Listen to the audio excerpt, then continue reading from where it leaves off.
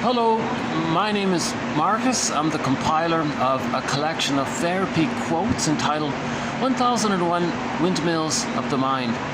A collection of quotes taken from what's often called the psychodynamic or the psychoanalytic perspective. I just wanted to start off with a nice little view there, but one of the waiters passed by. I try my best not to get anybody in the camera, but on occasion somebody will pass by accident. So yeah, hi again, my name is Marcus. I'm the compiler of a collection of therapy quotes entitled 1001 Windmills of the Mind. A collection of quotes taken from what's often called the psychodynamic or the psychoanalytic perspective, which long ago, as I understand it, was referred to by some as philosophical medicine. Because this philosophy, or this perspective, is meant to be medicinal for the soul, in the sense that if we can put words to what we're experiencing, meaning we're experiencing something that's painful, it's in our unconscious, it's in us somehow, the child feels overwhelmed, they can't perceive it, they can't have a concept of it, but it's in their memory, so it's in the unconscious, they say. But if these memories are painful, the theory is that this philosophical psychodynamic medicinal perspective is meant to somehow try to give caring witness and understanding to our inner child of the past. Then our feelings can come back into ourselves. So if when we were babies and children we felt overwhelmed, we lost our feelings, I think the best image for this is that Disney movie, Inside Out, right? So the main character there, Riley, was frightened about the move there, and her feelings, joy and sadness, represented by the character's joy and sadness, went into this unconscious other world. And at the console was mainly fear and anger. Just that's sort of like survival personality. Oh, that's a relief. Yeah. Well, that's one noisy fan. Wow. That's got to win some kind of record. Oh, check out these guys. Okay. So no, I won't put them in the camera, but there's some.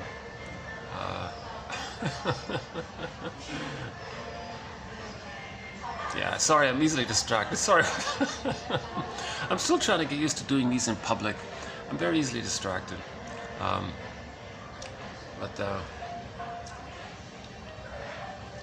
Well, a couple of people are dressed up in an uncommon way, so anyways, I'm sure there's a reason for it. So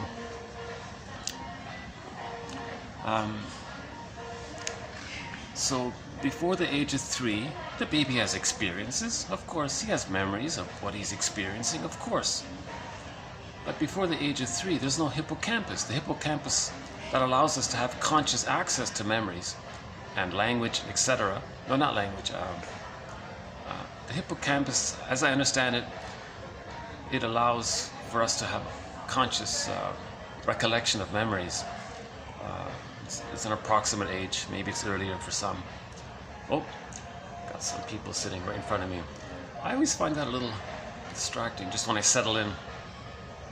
And I got some people kind of just looking at me there. And wanting to see if I'm going to return their look or something. Let me see if I can just block their view. Hold on a sec. Let me see if I can just block it. No, it's still right there. Give me a minute here. Let me just shift over here. Hold on a second. Let's shift over here. Okay. Hold on a sec.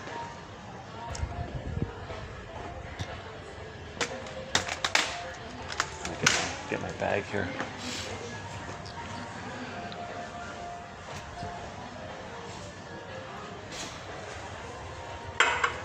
You know, my past videos were maybe we'll just do it here. Okay, let's just do it here then. Recently my videos have gotten longer and longer, in part because of all of these little interruptions. I had to look for different spots where I could continue, and then I'd take like 10 minutes to recoup myself. So the last 4 videos were over 3 hours long. But ironically, the first 2 of those lengthy videos were not too bad, actually. I noticed that maybe those are maybe some of my better materials.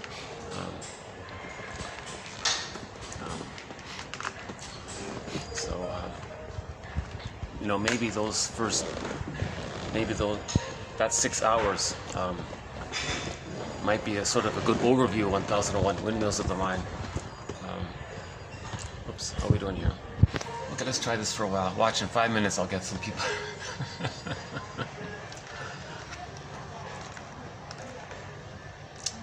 Yeah, maybe people have a need for connection. Maybe they want to sit close to you and thinking they might start up a conversation with you or something.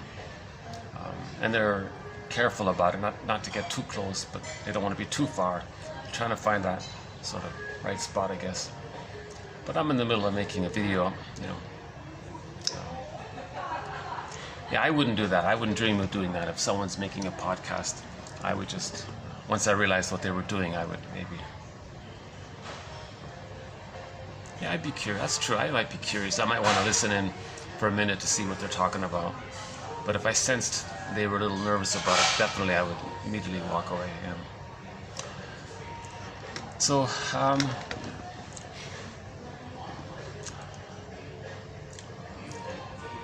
there's a fair bit of jargon in 1001 Windmills of the Mind. Barbara Bly says, forgive psychology for its jargon, just forgive it. And actually in this video here, we'll be doing therapy quote number TQ 2291. There's also a little bit of jargon here as well. My disclaimer again, I'm not a shrink, I'm not a professor, I'm not a social worker or a doctor. So I'm the compiler of the quotes.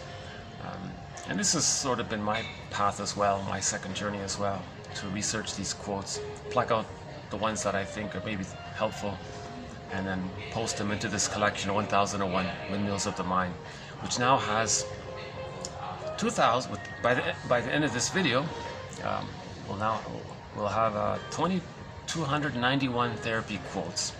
They're called therapy quotes because each quote is sort of in that area of making the unconscious conscious. Right? We want to re-own what we lost in childhood. So this unconscious, make it conscious. We've been using Robert Bly's metaphor all along, that by the age of 5, Robert Bly says, so much of the child's potential, his golden ball, his feeling self, the pathway to a psychological birth even, the ability to make links, and the ability to know what he feels and to name his feelings, a lot of abilities, a lot of capacities of the real self even, knowing your interests, the ability to mourn, a lot of these basic things, and having a wide range of affect, in some cases gratitude and caring, and even those depending on when the trauma takes place. So much of our true self, our authentic self, so many aspects of it, including the ability to mourn losses, that's a key one. Knowing our interests, another key one. Not having these exaggerated fears of your partner in the present, resembling a frightening parent in the past, and then you're in conflict with them. Not that kind of, so not having exaggerated irrational fears, and so there's not too much transference going on. There's not too much parataxic distortion going on. So a lot of our happy traits, it gets put into this bag, and we spend the rest of our life trying to get back what we put in. So if the child has a wish or a need and the mother's misattuned, he feels shamed. And that wish, it kind of goes in that bag. And if the mother's kind of chronic like that, and it's called a strain trauma, then more and more of his ability to know what he wishes and wants and needs, that goes into the bag. And finally, later on, he may feel depersonalized, self-alienation. He feels estranged. He feels like something's missing or something. yeah, he's right. Something is missing. It's our soul castle. Yeah. Robert Bly says we live in a psychic house called the soul castle. That's our embodiment. That's the connection to our feelings. I feel, therefore I am. So we lose our identity. So the soul castle is our identity, and they're linked there. The feelings and our identity are linked there, as described by myths and fairy tales. So in the Odyssey, when he gets back to Ithaca, his inner castle, his home, Penelope is there. That's his feelings. Again, the myth represents like a psyche, like a mind. Everything is for one mind. It's not some external story. Myths and fairy tales are metaphors for internal dynamics. So the whole myth is like one long dream, so to speak, right? And so at the end of that story of the Odyssey, right, he faced shame, the burning, biting feeling as to hell's scene, and why he was shamed. He saw his mother there, Jocasta. He saw how he was being like Sisyphus, doing the same thing over and over again. So in that hell scene, meaning facing shame, he looked into Sisyphus's face and he saw that it was his face. So that means repetition compulsion means there's trauma. Now he knows there's trauma. Right? So that the whole metaphor of the Odyssey is this second journey to heal this trauma. Right? So we lost Ithaca. Ithaca went in there. Penelope, right? Personification of our feelings. In myths, they often personify a beautiful woman to represent a person's sort of another distraction. I'm sorry.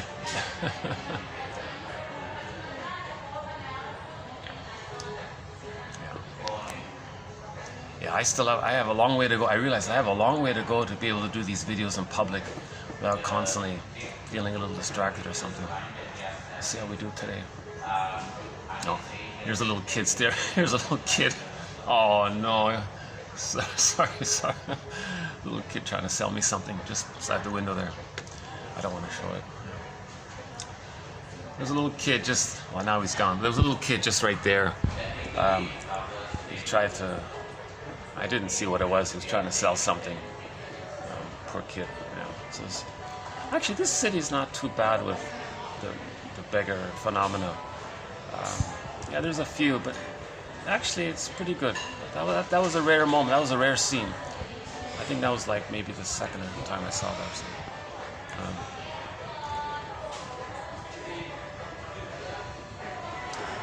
Yeah, symptom of the plunder system. Oh, I won't go there. No. Okay. I think in the past 4 lengthy videos, I did make some reference to the plunder system as it being part of the sociological contributing factor to understanding prejudice. So a major thread, we have 50 threads. One of the threads is prejudice. And part of that thread is looking at the sociological factors. So the plunder, the religion, the education, the PR, and TV and all that stuff, and how certain personalities, and the link between certain personalities and a lot of this, how a lot of personalities have what's called the splitting defense that's still going on within. The splitting defense is a temporary maneuver the baby creates of his mother, thinking his mother's two people. If the mother's shaming, he can't admit that's his mother, even though he's bonded to her and he becomes like her. And then he hallucinates that the mother must be good. And that's his real mother, not, right? So the imaginary mother is his real mother in his fantasy. That's how he can sort of relate and keep his mind together, so to speak. Yeah, that's what today's quote's going to be about. So that's called the splitting defense. Good breast, bad breast, right? In the unconscious, it's the fairy tale world. So the fairy tale world describes the traumatized psyche because the main motif in myths and fairy tales is goddess and demon, right? And that comes from the ideology is the child thinking that the shaming mother who morphs into an image as a devouring monster that wants to eat the child, that can't be his mother. He's got to have an ideal goddess mother, and that's his real mother. So the child, we live in 2 worlds, our interpersonal world, reality. But in this internal world, it's very different. Hocus pocus, double focus things. You can act like one, feel like the other. You can get people to be the aggressor, to feel like the victim, and think that the victim hurt them, and that's why they're being the aggressor. It because the fusion is still there. See, we got a lot of material that's overlapping here. I'm having a rough start today, I apologize. Let's see if I can save this video.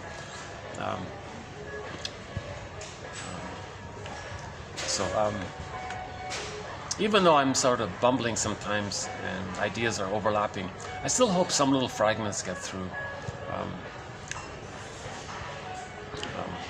So back to the baby nursing. Why would a baby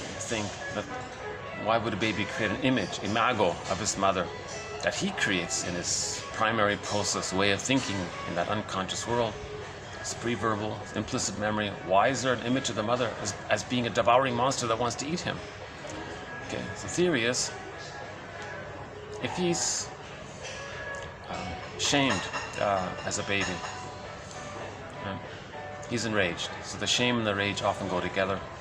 Oh, right? The baby can't feel his shame and rage.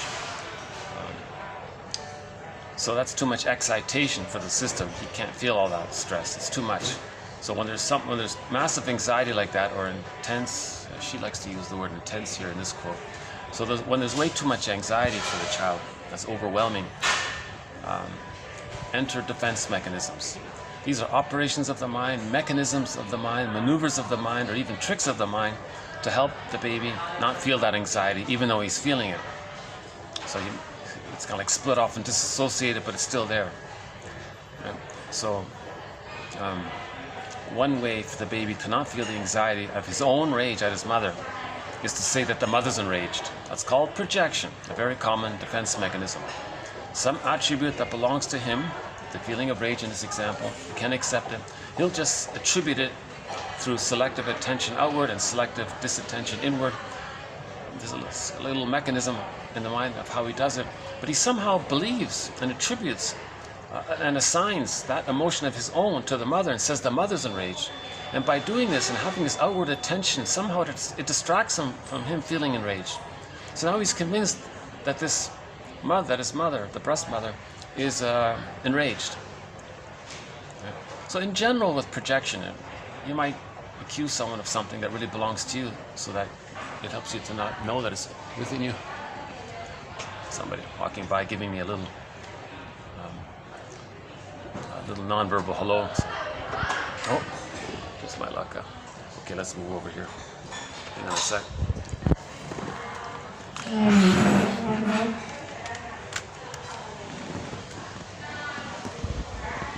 Suddenly getting busier. Well,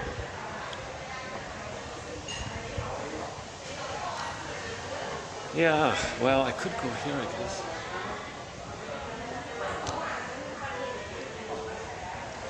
Okay, let's try this for a bit.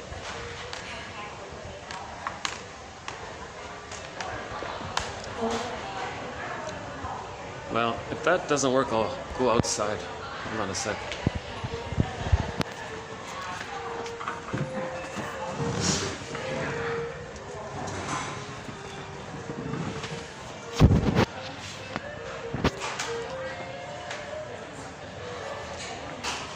The window seats are popular, so I can understand.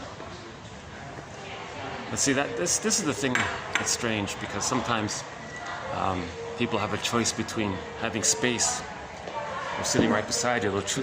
I always feel a little uncomfortable about that.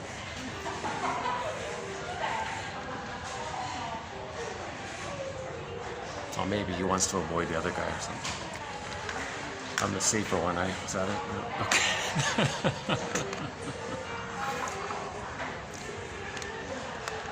Okay.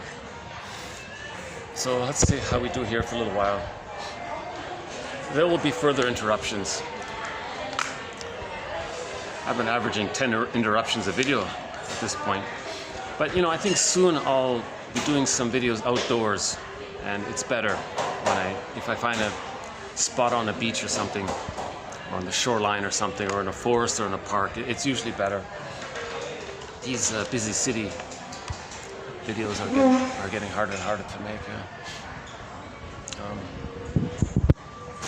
So back to projection. Projection, by the way, just as a side note, projection is the means as a sidebar. Projection is the means of bringing repressed material to consciousness. But now the baby, he's not gonna be able to do that. He's not gonna say, oh, I think my mother's enraged. Wait a minute, really? Maybe she's just benign. Maybe she's just didn't mean to be misattuned. Maybe she's not really that harmful. So maybe she's not that enraged. Maybe I'm enraged. He can't quite do that. He can't own his projection. So he can't look into the mirror of his attitude, thinking that the mother's enraged, and say that he's enraged. You know, the guy just moved up beside me there. Wow, that's I'll take that as a cue to take it outside. Hold on a sec. Let me get my bag. Hold on a sec.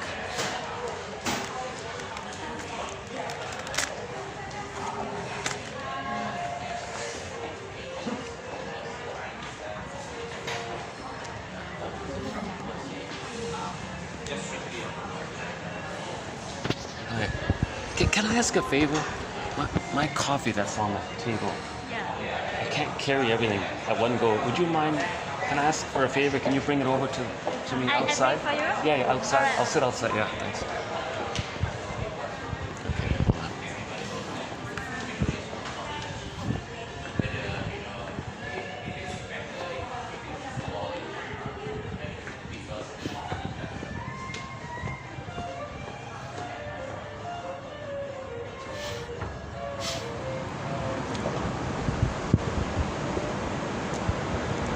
Yeah, you do run into kind of characters. If somebody's doing something you don't like, you got to remember what Rosenberg says. They're trying to meet a need, right? So, what need might someone like that character there? What need might? So maybe I don't know him. Don't want to know him. That's for sure. But that nonverbal behavior, and yeah, maybe they're feeling. Geez, there's another guy there.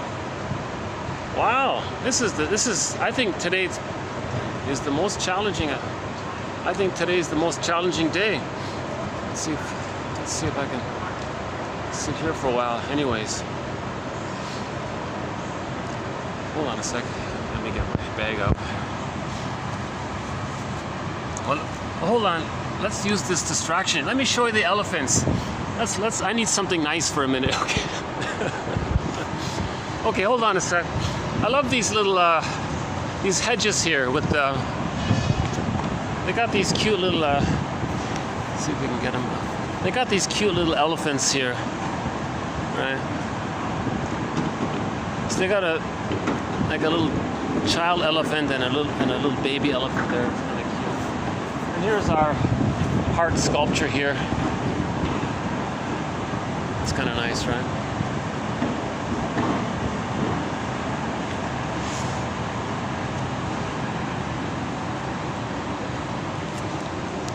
Well, this is so far. This has been the roughest start to a video I've had so far here. Yeah, wow. I still want to save this video. This might be a 3-hour video, by the way. It's going, and I only have one quote to do.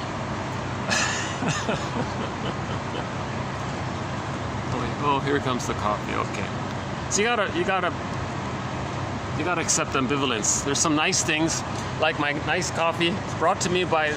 Thank you. That's great. Thanks. Yeah. Oh yeah, that's fine. Yeah.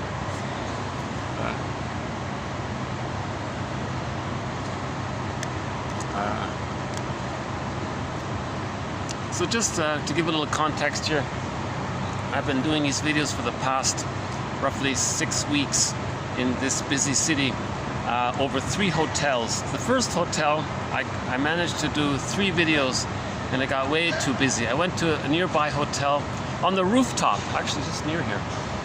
So most of the videos were done there, actually, on this rooftop, and I could move around freely, so it was pretty good. If there were distractions, I could just walk around on the rooftop. There was lots of other spots to go to. Finally, that got too busy, so I came to this area here, and it's kind of artsy. It's quite attractive. It's got a warm, attractive feel to it. So I've been doing my videos here lately.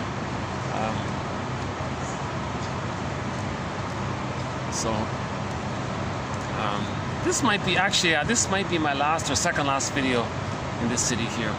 So I do want to do. This is not a bad quote we're going to do today, so it's worth it. I feel like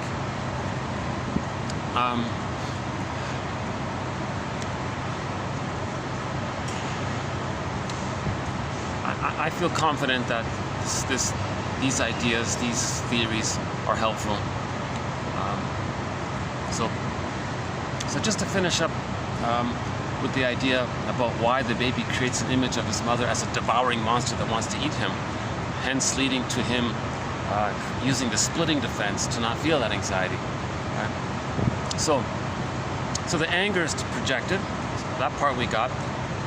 But why does the baby think this angry? Now the mother's this giantess in the nursery, so why does the baby think that this enraged giant wants to eat him? That doesn't make sense.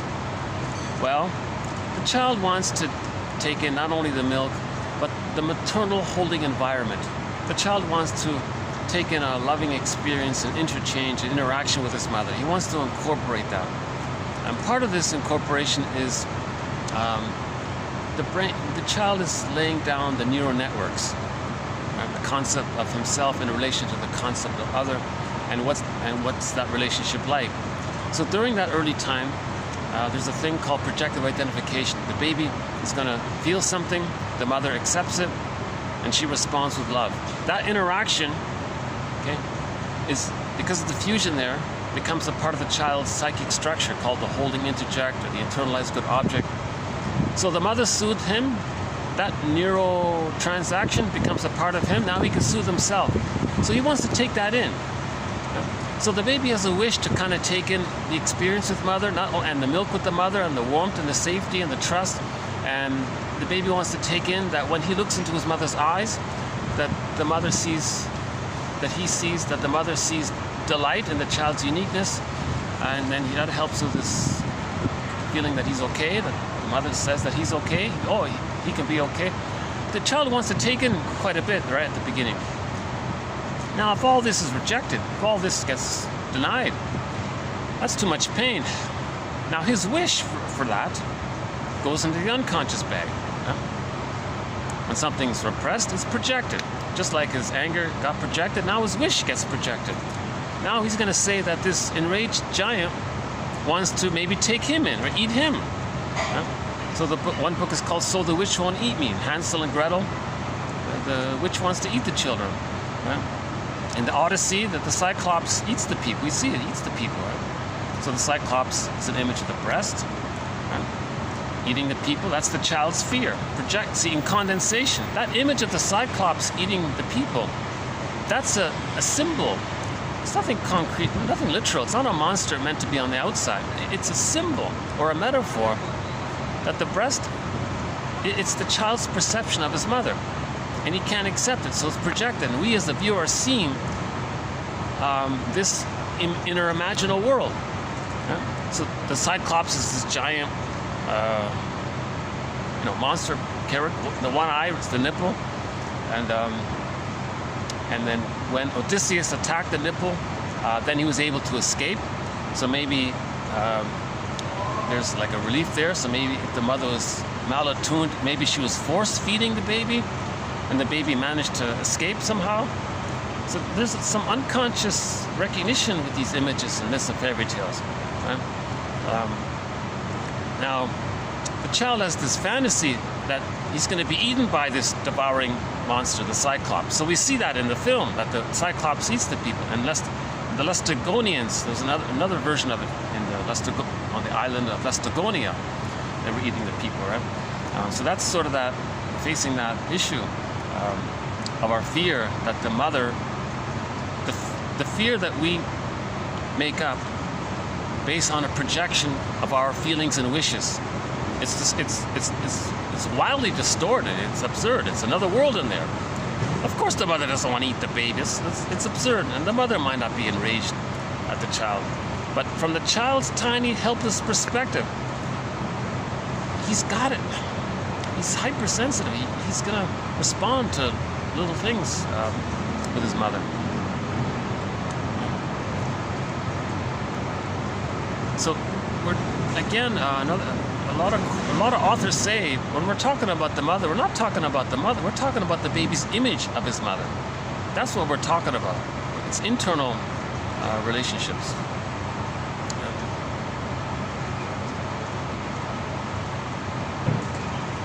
And people, the theory is we refer to this blueprint or schema or script or internal relationships that we created as a kind of reference point later on in our later dealings. So object relations theory, okay, which is generally considered the current understanding of psychoanalysis, sort of like psychoanalysis 2.0. It's the update of it. It's called object relations theory, the study of the internalization of interpersonal relationships. Right? So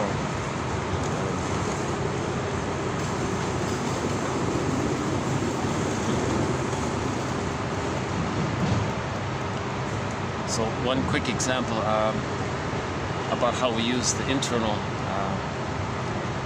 in our interpersonal is that the baby's one with the mother. He needs love to differentiate. If he doesn't get the love, he's still fused there. Now in the unconscious, his concept of himself and his concept of his mother are blurred as one there. Now later on, let's say at midlife, the person experiences a loss.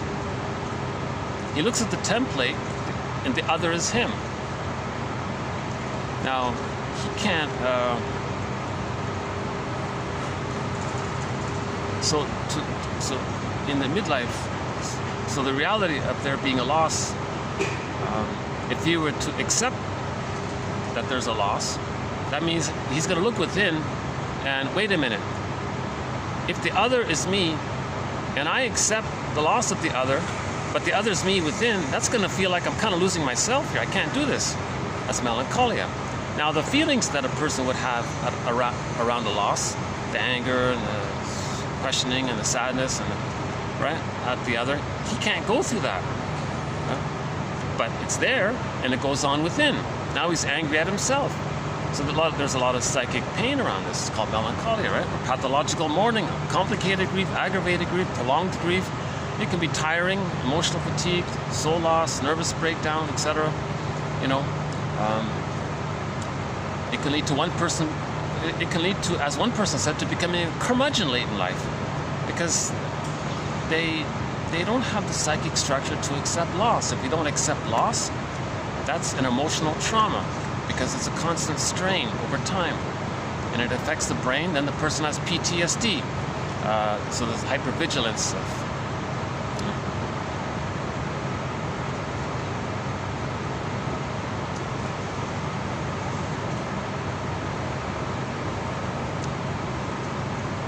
Yeah, I'm just, sorry, my mind drifted there for a minute. I'm still processing some of that behavior in there. Yeah.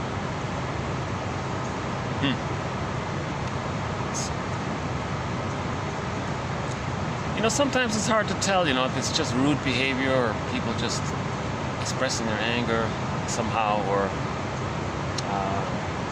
if they're just trying to provoke a connection or something. You see that? Okay, let's use that example. Let me just use that as a prompt to talk about projective identity. It reminds me of the topic of projective identification. So remember, back to the baby wanting to take in the experience of the mother, called projective identification. The baby's stressed. The mother metaphorically metabolizes it. She responds with love. That neural networking is laid down.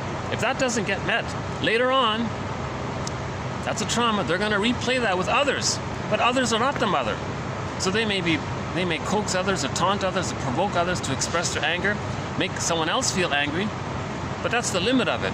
The other person who felt the distress that they don't know that they're feeling, and they got someone else to feel anxious or something, the person who now feels anxious by the projector cannot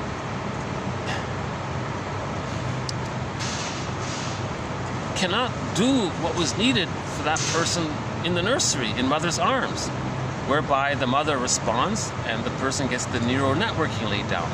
That's a one-time deal, the nursery. That's a one-way ticket. Right? So if a person didn't get that, they're going to try to get it with others. So baby's anxious, that's the other's the mother. The mother gets it, responds, the child's soothed, and incorporates that neural interaction in their brain. If that doesn't take place, they're going to try to do it with others. They want others, the mother now, that's the reference point. Remember, object relations theory. They look at the reference point. The mother's projecting, so they want to master that. So they look for others, okay? Even some strangers, I guess. Let's taunt them or something, or annoy them. Maybe they'll respond. How do they deal with it? Then they want, but that's the limit of it. They might feel some relief, seeing that they got someone stressed out, then they don't feel their own stress within. If they make someone else a little anxious, they don't feel their own anxiety. But it's like Sisyphus. The circle can't complete. So with the baby and the mother, there's a circle there. The original projective identification is the baby stressed, mother feels it, she gets it, she responds, neural networks laid down, baby incorporates it, now he can soothe himself. He's kind of centered more like that, right? He's not always outward focused, trying to look for excuses to make other people uncomfortable, because they're still looking for a mommy to soothe them. But it doesn't work. They roll the boulder up. So that's Sisyphus. They roll the boulder up the hill. Let's taunt someone. Let's make someone else anxious. Let's provoke someone. Aha, they did it. Did it work? Did they get the neural networking? No. No person can be the breast mother back in the nursery in the present. Okay? So transference is the people transfer the childhood scene into the present with others. It doesn't work. So the boulder rolls down. It didn't work. They're disappointed. They still feel psychic pain. They look for someone else to, so that can be like the bully pattern does that. The narcissistic pattern can do that. The lower functioning BPD can do that. And some other challenging personalities can do that. They're very much engaged in projective identification. They can't feel, they were very traumatized. The mother didn't bond with them. The mother didn't provide that maternal holding environment, and they're very angry. So they're going to go around looking for that, but it can't be done. So the closest thing they can do is engage in it to a point, feel some relief. But Russell says, if they're aware that they're doing this, then they know that they were prematurely ejected out of the maternal holding environment, or that they didn't enter into the maternal holding environment. Meaning when they were biologically born, the bond really didn't take place too well. And they're still trying to get it. That's the trauma. So belligerent behavior, hostile, provocative attachment style, or the aggressiveness, vindictiveness pattern, or the bully pattern. It's an attempt to find someone else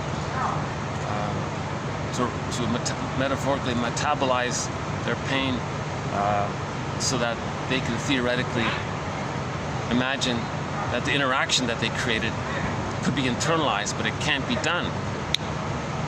Right? It's impossible. After the age of 3, it's impossible. But if they can recognize their behavior, they can recognize that that's what they're trying to do. That means there's trauma. Projective identification is a symptom of trauma. The bully pattern is a symptom of trauma. They didn't enter into the egg, the psychological egg. Again, humans come out too early. They need an extended womb called the psychological egg. A baby has to enter into the psychological egg, meaning the safety and the warmth for the first 4 to 5 months, and then he gradually hatches out, meaning he's going to start to differentiate. So this psychological egg is called the stage of social symbiosis, the stage of undifferentiation, meaning the baby doesn't know where he ends and his mother begins. Kind of stage of fusion there. The attitude is similar to when he was in the womb. It's all about him. He's safe and he's being kind of fed constantly. He's taking in. He needs it for his growth. Just like the baby's growing in the womb, he's got to continue in this extended womb. Now those with the bully pattern, they didn't really get that. Yes, they chronologically age, and their amygdala can maybe, according to the theory, gets overstimulated, so they chronologically age, but they're operating out of that traumatic memory. Emotional trauma, interpersonal trauma, relational trauma, strain trauma, developmental trauma, arrested development of not getting that maternal holding egg. So they're to know that they didn't get it, they're going to recreate it with someone else, but it can't be done. In Sisyphus, they're going to do it again and again. Now they're going to keep on doing it because repetition compulsion is a search for memory. It's a search for feeling. If we don't know, if we don't have our story, if we don't have our memory, if we don't have our feeling, we're going to repeat. If we have some story and narrative and feeling, we stop repeating. So we mourn, then we get our feeling and our identity. So the goal of psychoanalysis is to help a person to mourn, to face the truth. Menninger says, the greatest hurt of all, quote, mother betrayed me. Now we're not blaming her. She may be victim of the plunder system. She may be trapped in her dilemma, you know. So, but face it, but the truth will upset us free. We get to a place where if we accept that the mother couldn't do it, and it's not really her fault, then we mourn the loss of what we needed, who we could have been, what we should have had, that kind of thing. So I've got a lot of ideas, kind of. I'm tempted to redo this video. I'm in a little bad mood from some of that behavior there.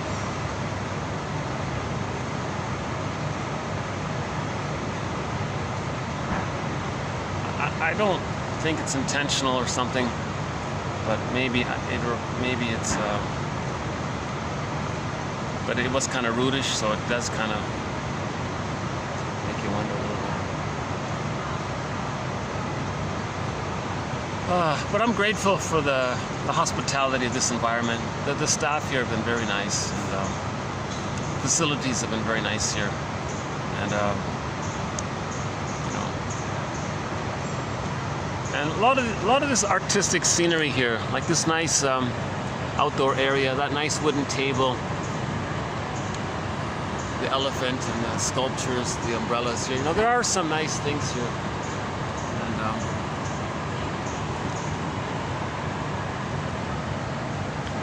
And there's an art exhibition in the lobby there.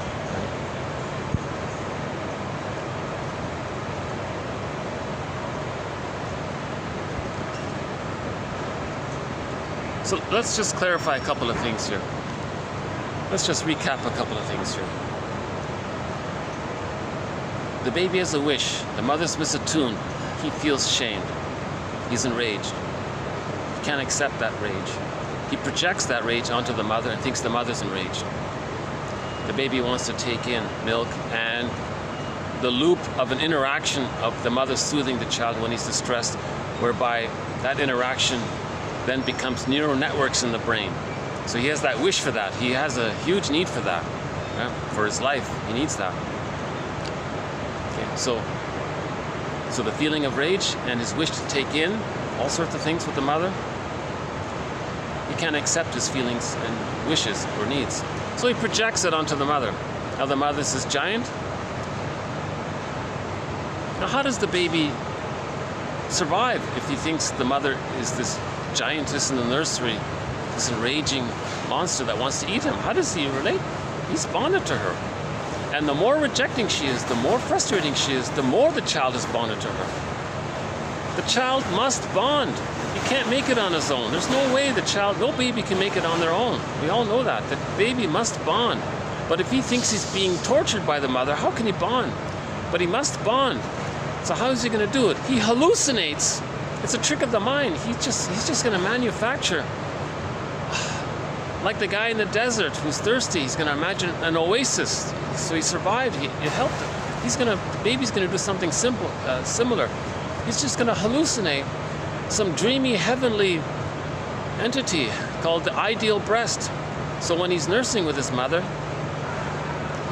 he doesn't accept the truth.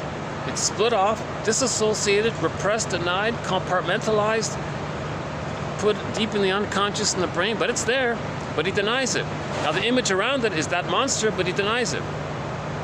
So that's the demon in the fairy tale, right? Eventually, or any scary creature in a myth or a fairy tale.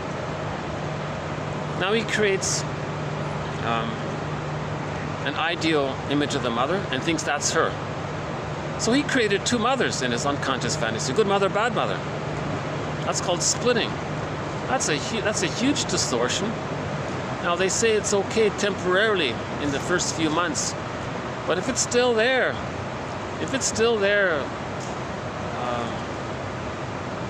let's say past the age of 3, that's a problem, right? Because he didn't differentiate. In order for the child to have a concept of himself, he needs to feel safe with the mother to leave her. If he's still using splitting, the inference is he's terrified of her. And he's still using splitting to deal with her. So he didn't differentiate. Now, differentiation means he has a sense of himself as being a unique person. Now he gets that the mother is a person. The child has an ontological, psychological self, an identity. The mother has a psychological, ontological self, an identity. He gets that they're two people, three-dimensional. He's three-dimensional. The mother's three-dimensional. Oh, we're two different people here. Oh, it's called differentiation there. I'm okay, you're okay. We're people. Oh, we get it. Right? So differentiation is needed for that. If the splitting defense is still being used, that doesn't take place. So if differentiation doesn't take place because splitting is still being used, he can't mourn losses, know his interests, have gratitude, have affection, have care, have empathy. He didn't reach all that. Differentiation is needed for these more advanced, mature emotions. If they're still using splitting, the main emotions are ingratitude, hate, greed, spite. So greed, envy, spite, vindictiveness. Now that melancholia that's there, it's masked over by the manic defense or pseudo-aggression. Right? Schadenfreude is their main sense of pleasure. Power and control. Cynicism, taking refuge in the grandiose part self. Now for that, remember the baby thinks he's a little god in the beginning. He didn't get the love to let that go. He's still using splitting, so that means he's still in that early fusion with the mother, and it's split there. So in the beginning, so the next part here, so in the beginning the baby and the mother are one, and he couldn't leave. So he has a concept of himself as being the idealized self, the grandiose self, the omnipotent, other infantile megalomania, primary narcissism, right? And he's always chasing that, because that's the only time he felt safe, when he thought he was a little prince, a little god, a little king, right? And he's always chasing that. He never got the love to have his identity. So he's chasing a phantom image of what he thought he was when he was a baby. So that's the image of Narcissus, seeing his reflection in the pool of water. When Narcissus looks in the pool of water and sees his reflection, he's looking at a concept of himself a phantom image of himself, or some kind of imagining that he must have had about himself, where he was a little god, a little prince, and he's chasing that, and he can't leave it. He's transfixed, he's stuck there, and he's always looking for it. The object of my affection is my reflection. Title of one book, not a bad book, by Roquel Lerner on this topic. And we've done some excellent quotes recently on the narcissistic pattern. So he takes refuge in this grandiose part image, or this, Karen Horney calls it the glorified self, or the idealized self, the search for glory. So it's just greed, status, and power. Now he doesn't have empathy, because empathy comes after differentiation. He didn't differentiate, so he can't have empathy or care for others. Right? So negative magic gesture. This phenomena that we're talking about is because the baby thought he was exploited by the mother, used by the mother, objectified by the mother, or even thingified by the mother. So he does those things to others because he identifies with the aggressor. So when a child is traumatized at that level that we're talking about here, he identifies with the aggressor for a variety of reasons. I'll mention it in a minute. But he identifies with the aggressor. Now in his anger at not getting the love, he wants to show up the mother. He wants to tell the world what his mother did to him. So he's going to behave like her, to show her up, to communicate what happened to him. So he felt objectified by the mother. He's going to objectify others to communicate that when he was a baby, his mother objectified him. This is called a negative magic gesture by Edmund Burglar. one of our mentors. Right? So one author says, it's as if he's saying to the memory of his mother in the mind, look, mother in the mind, watch this, mother in the mind. I'm going to find some non-threatening substitute other, right? Non-threatening, because when I was a baby to you, I was not threatening to you. Now I'm going to see my pureness, my innocence onto them, right? Right, mother in the mind, when I was a baby, I was pure and innocent to you. Now watch this, mother in the mind. I'm going to show you what you did to me. I'm going to say negative things in my dark humor, in my shaming humor, in my sardonic humor, my cynicism. I'm going to put them down and think bad about them, say they're bad, and say they're no good. I'm showing you what you did to me. Can you get it? Do you see what you did to me? I'm doing it. I'm a caricature of you. I'm a cartoon version of you. I'm so angry at what you did to me, mother in the mind. I'm going to be an exaggerated version of you so that you could see what you did to me. I'm giving you a little empathy here, mother in the mind. That's part of the reason why he identifies with the aggressor, to provide some kind of a mirroring for the mother. So do you see what you were like? Do you feel seen now? I'm acting just like you. Maybe you feel seen by what I did. Maybe you feel a little better. Now can you love me and so I can leave you and know myself? It doesn't work. It's called failed empathy. The boulder rolls down the hill. He's Sisyphus. So again, actually this quote here is about this. Actually, why don't we just jump into today's quote, because that leads right into it. So this quote here, 21, locked out again. Hold on a sec. Give me a sec here to fix this little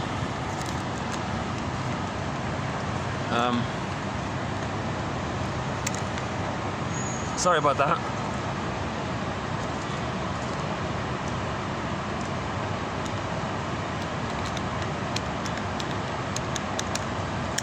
You're back? Okay, we're back here.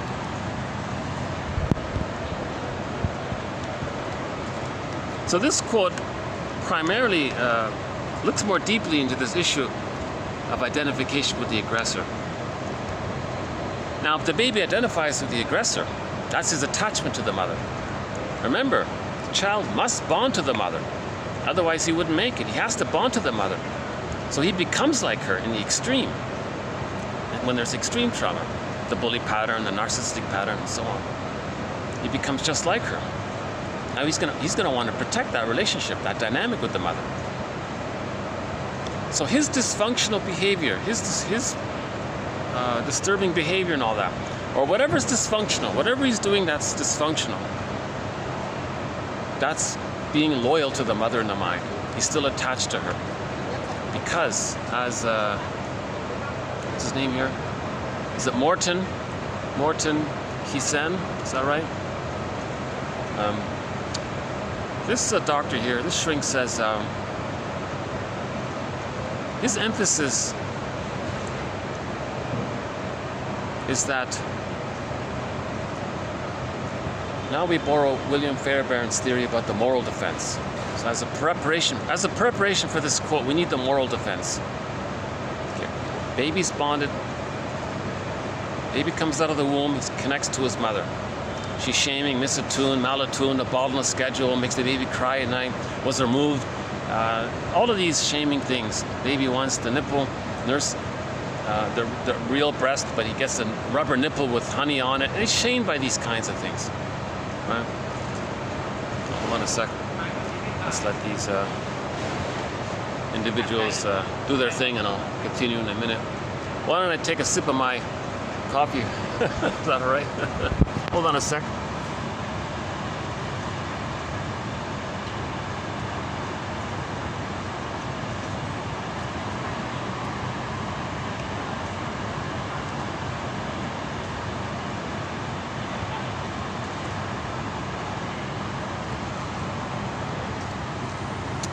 Okay, so there might be some workers in the background doing something. That's okay, I guess. I'll try not to get him in. Let's see. Maybe they're just passing by. Hold on. Oh, okay, they're just passing by. Okay, the moral defense.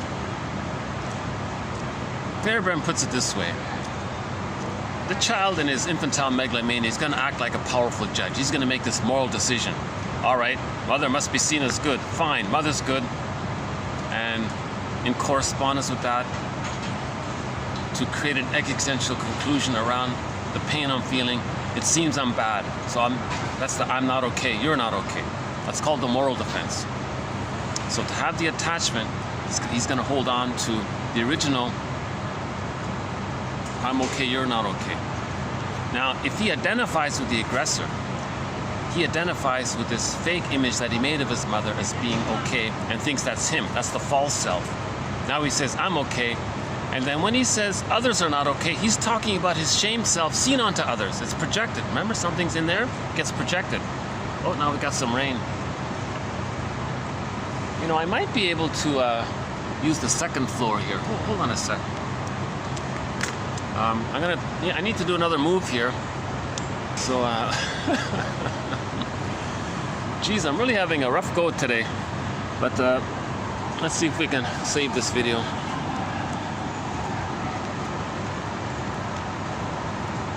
One sec.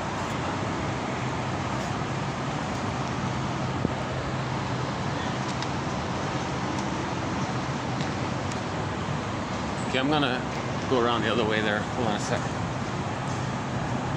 So, let's see if we can use the second floor of this place. They've been very nice to me as well. Okay, so William Fairbairn, another one of our mentors, he has a theory called the moral defense.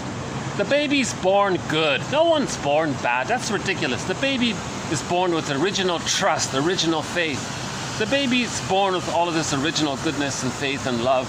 He wants to bond to his mother.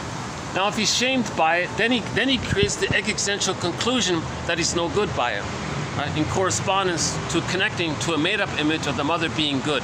The baby must bond to a good mother, even if it's a hallucination of her. That's a trick of the mind. So that's called splitting in the moral defense. So keep that in mind when we read the quote 91. Yeah, okay, thanks. Yeah, here's the lobby here. Hi. Yeah. Some flowers here. Nice and cool in here. Okay. Actually, I kind of like this one. Just on a lighter note here, here's a statue here about Daisy. You hear about Daisy? Daisy fixes her shoes patiently, only inches away from her new identity. Okay. Okay. There's Daisy.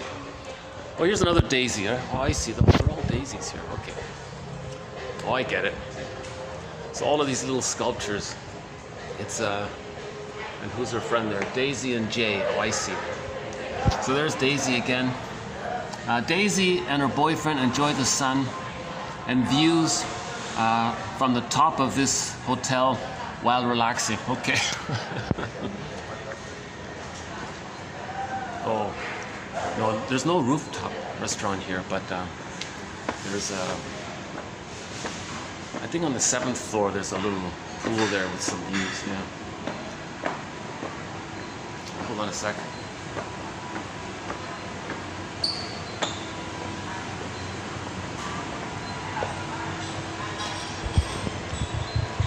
You know, I wonder if I can do it on this side here. Hold on a second.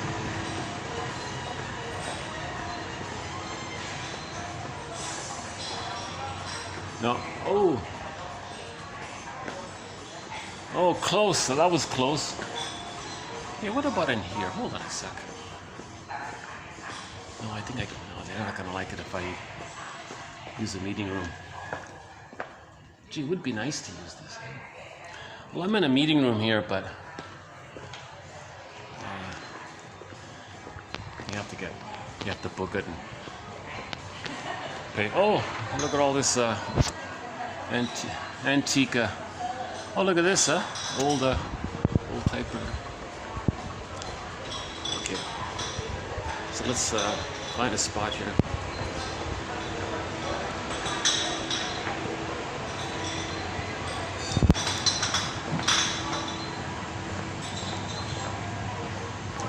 Hi, would it be okay if I just sat here for about a half an hour? Yeah? Is that a yes? Okay, okay. Yeah, okay. Oops. Oh, hi. Oh, someone took my idea. Okay, that's okay. There's lots of space here. Hold on. Let's see. Okay, okay. So this area is available. Okay, hold on a sec.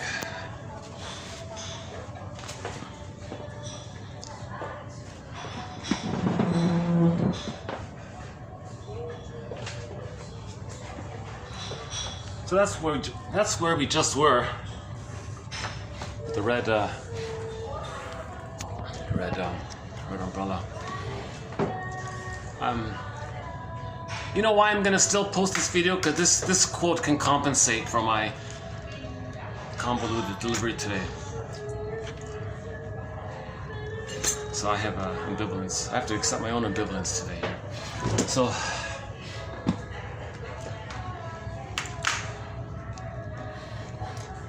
Okay, now throughout 1001 Windmills of the Mind, I often quoted, I forgot the author, but I often quoted somebody, one of our quotes where the author or the shrink said that dysfunctional behavior is loyalty to the mother in the mind. It's loyalty to her. Now in this quote here, she just says, well, you're protecting her. You're protecting her because when you were a baby, you couldn't express your rage at the mother. Okay? You tried to please the mother, do what the mother wanted as best you can to maintain the attachment. That's what he means, Morton here, when he uses the word the baby wants to protect the mother. What he means is that the baby or the child, if he were to express his anger at his mother, then the mother would be disappointed and maybe he thinks he'll be abandoned or something. So he's protecting the mother from himself, so to speak. So that's what he means by that. So later on, this shows up in our lives as being dysfunctional to protect the mother. So that's what he means. It sounds awkward when he says it, but it's mentioned in this quote here. Okay. Again, in this quote, when they say that the child or the person, the adult, is being dysfunctional because they want to protect the mother, what are you talking about? You want to protect the mother? What does that mean, you want to protect the mother? Well, we go back to the template. What happened early on? We refer to that, right? In our emotions. When the baby's in shame, he's enraged. Let's say he could express his rage.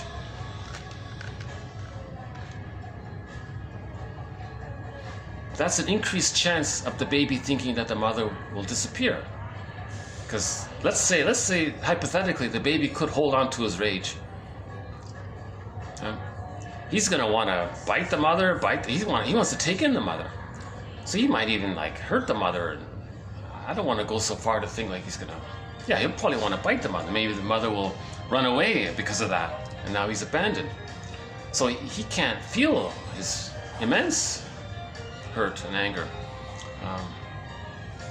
So he's protecting his mother. That's what they mean. He's protecting the mother.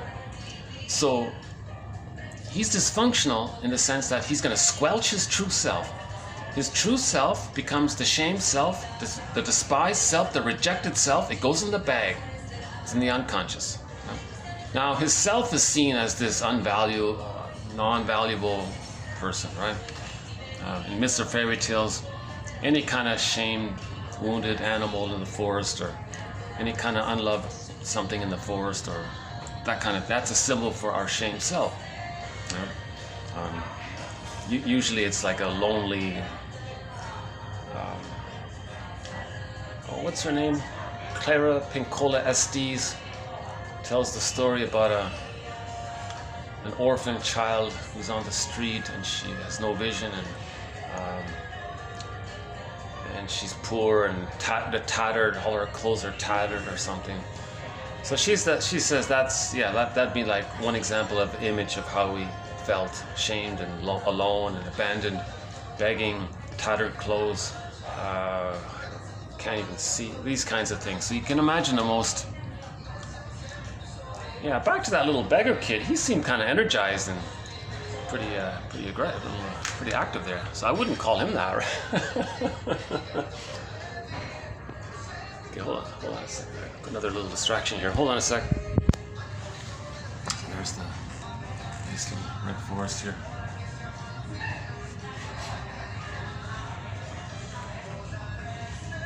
Elephants.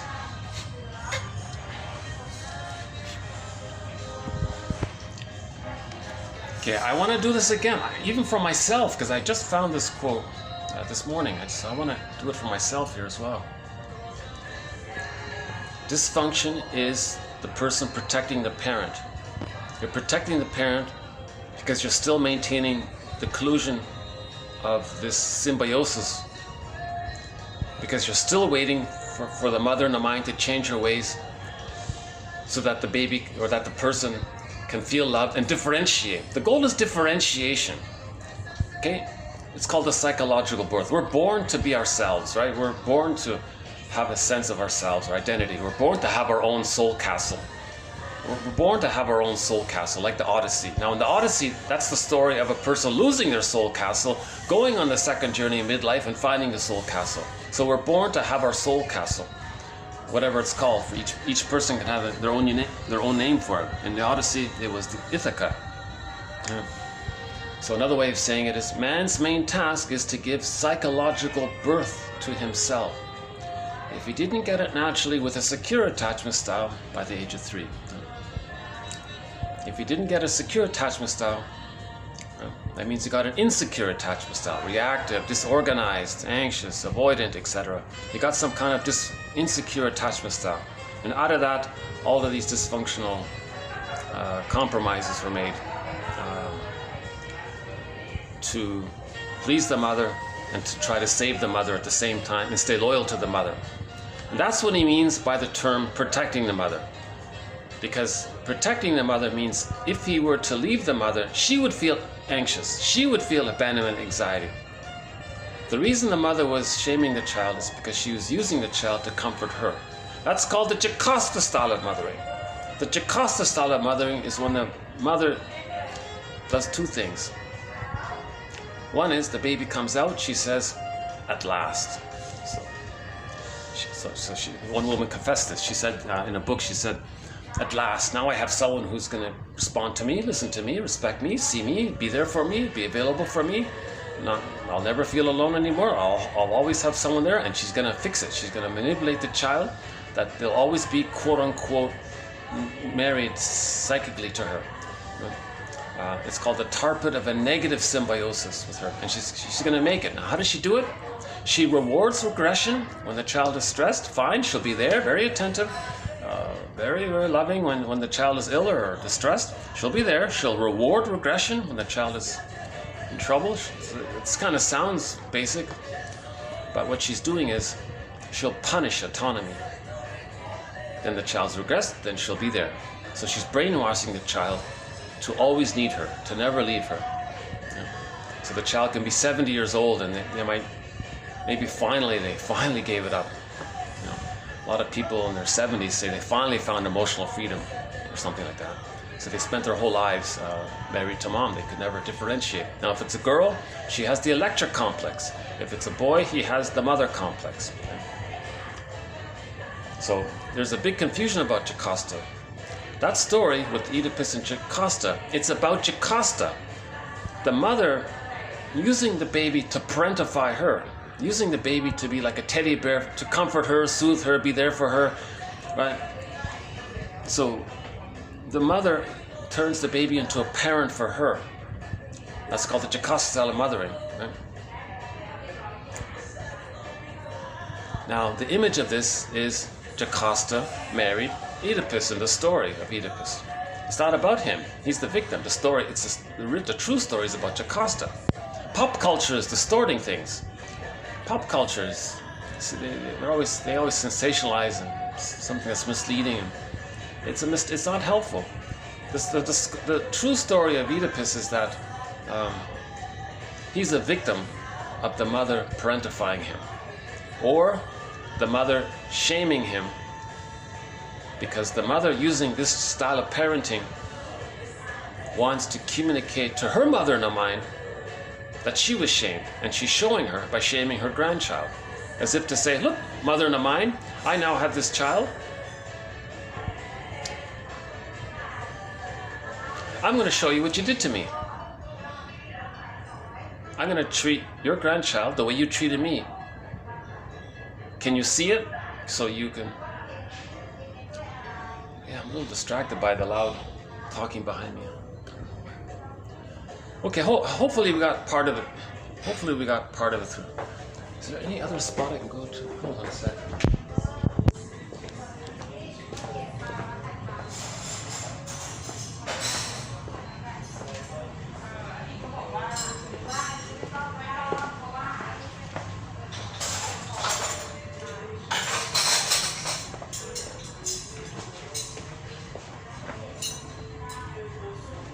Oh, that guy left?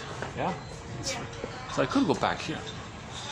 So if I go back to here, this is sort of my original spot here. He took my spot, that guy. How's the noise here? Is it a little better? It's about the same. I do feel more relaxed here. This is a nice spot here. This is sort of a good little spot. Yeah, I like the visual background also. It's relaxing too. So we'll get to the quote. Let's do the quote here.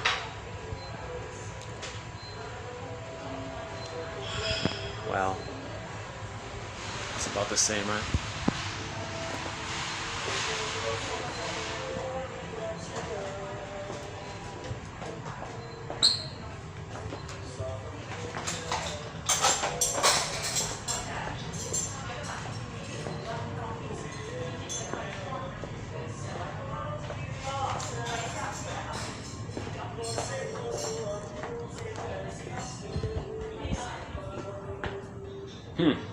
Yeah, ironically, if it's the same, I might as well go there. Okay, hold on a sec. Gesundheit. Okay, hold on a sec. Let's move on to town. Well,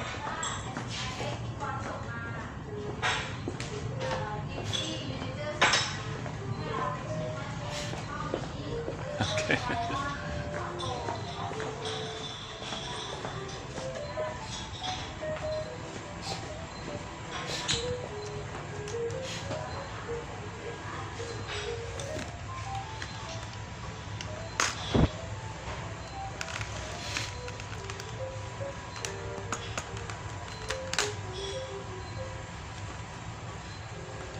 Okay, hold on a sec. Let me bring this back up here.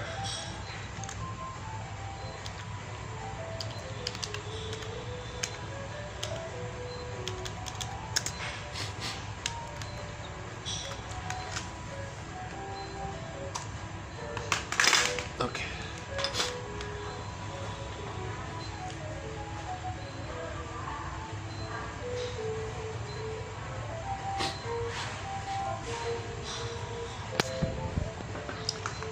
Yeah, I was saying in an earlier video, maybe it triggers my imago within.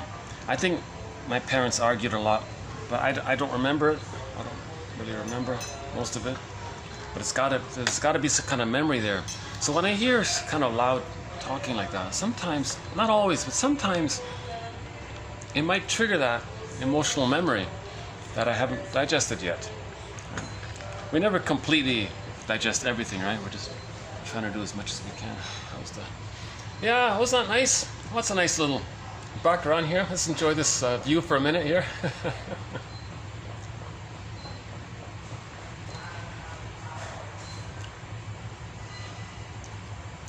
Okay, as promised, here's the quote, TQ 2291. So the overarching, the umbrella concept is we're dysfunctional to stay loyal to the mother and the mind. Being loyal to the mother and the mind means being loyal to the arrangement we created as a baby with the mother. Now, this arrangement that we created was designed, or can be seen as, protecting the mother. Doing what she wants, giving her what she wants, and that's protecting her. Okay? So dysfunctional behavior is then seen here as protecting her. The baby took care of the mother. It doesn't work, it's failed empathy, but the baby did everything he could. And we spend the rest of our lives trying to save the mother. We're protecting her. So the way the baby protected the mother is the title of that self-help book by Margaret Paul there. The book is called, Do I Have to Give Up Me to Be Loved by You?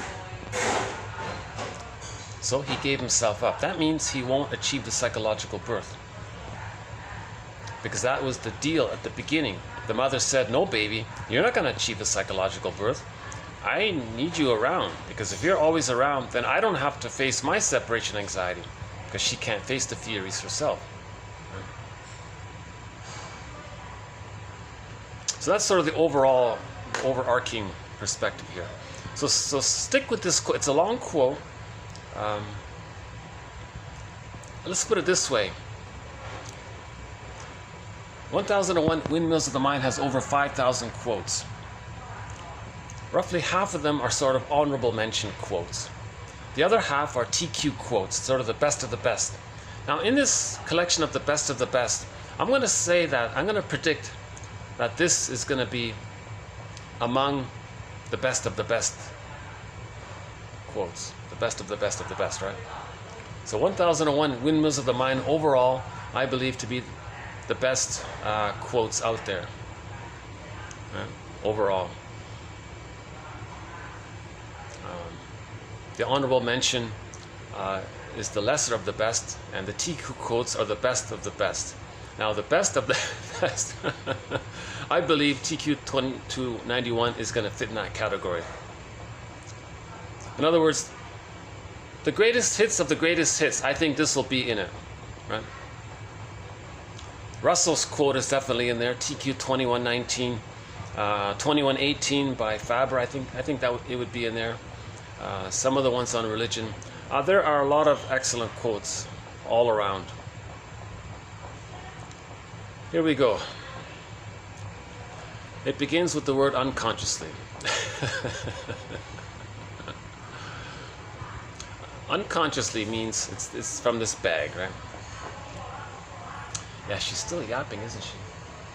Geez, they're pretty loud here sometimes, aren't they? So that could be a sign of anxiety. Maybe she feels anxiety with her colleagues there, and maybe it's talking loud to kind of express her anxiety. Or maybe not, I'm not sure. Never mind, let's go back to the quote. Unconsciously. Unconsciously. Okay, so that's another way to describe the unconscious, this bag, the secret self, the second self, the double self, the shadow soul. It's the one who walks with me, who's not like me, who is me. Someone's living my life, I know nothing about him. Okay, the skeleton character. It's in the part of the brain that's trying to report to our consciousness, but it can't. So one person calls it the non-reporting brain, or the inferring brain. It gets us to behave, think, feel, and do, and it slips in inferences from the unconscious, or the inferring brain. Okay? So if we say mind is our consciousness, basically, it comes from the brain. But not everything from the brain can enter into consciousness. So the stuff that doesn't, that's the non-reporting brain. Right? We're talking about the psychology side, not the physiology, right? Okay, so unconsciously. Many clients feel a great need, an intense need to protect their own the ego-damaging early objects with which they have become symbiotically ensnared, even at the cost of their own freedom to separate and individuate. Thereby, if to do so, that would provoke it would provoke unconscious feelings of disloyalty and massive anxiety. So there's a key first sentence there. Okay. Unconsciously, many clients feel an intense need to protect the ego-damaging early objects. You see, the mother damaged the child's consciousness. The early object, the mother, damaged the child's ego, his mind, menticide, right? Okay, Many clients feel a great need to protect the ego-damaging early objects. So the mother's shaming the baby, he's damaging his mind, and the child has an immense need to protect her, to save her, to do what she wants, even though she's hurting him. And the more she hurts him, the more he wants to protect her. That's how desperate this need is for the baby to bond to the mother, and he'll go to great sacrifices to have that connection. And he'll do all sorts of self-sacrificing maneuvers of the mind. He'll squelch his feelings, he'll squelch his potential, he'll squelch his future happiness, he'll squelch his the feeling of having a lived life, meaning he'll live this so-called provisional life. He won't have life is on hold feeling. He'll do all that to try to protect the mother. So many clients feel an intense need to protect the ego-damaging early objects with which they have become symbiotically ensnared.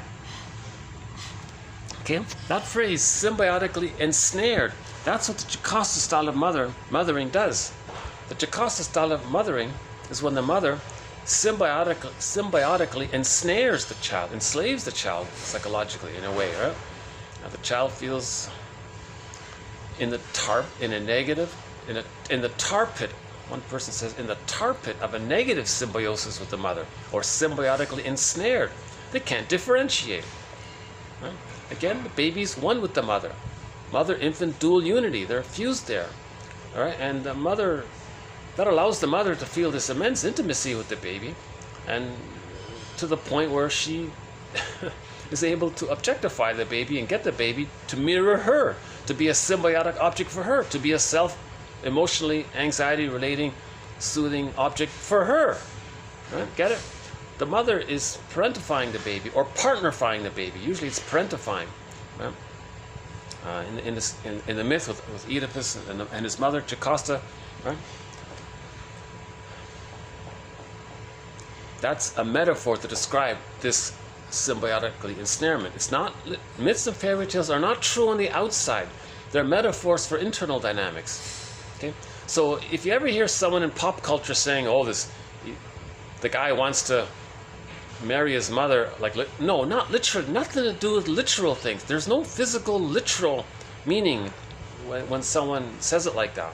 Okay, they're thinking in this concrete way. They don't understand symbols and metaphors.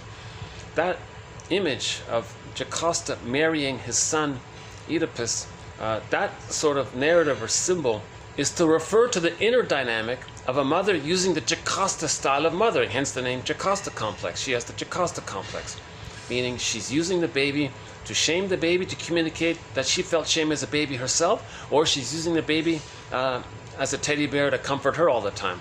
You see? Now that, in the psychic fusional there's a symbiotic ensnarement, or the tar pit of a negative symbiosis. So this approximate jargon to describe this thing, long ago, the storytellers would say, "Oh, the mother married the guy." Now the curse was the baby was born, and it was predicted because they knew the mother might use the Jocasta style of mothering. So if you know a woman who might be using the Jocasta style of mothering, if she has a kid, then there's that prediction that boy's gonna end up too enmeshed. So one book is called When He's Married to Mom. Yes, he marries another woman, but his wife feels lonely because his first true love is still inappropriately with the mother. It's too much. Mothers are meant to accept the child's uniqueness, autonomy, be a guardian of that, be a servant of the child's emotional growth, and provide what the baby needs, and be attuned, and provide the maternal holding environment. See that the child is unique, and be okay with that. Be a secure base for the child. Provide some creative improv, and share knowledge, and let the child see that he's not being used to play a role for the mother. The child needs to see that and feel it and know it, that the mother's not using him to play some role for her in her drama.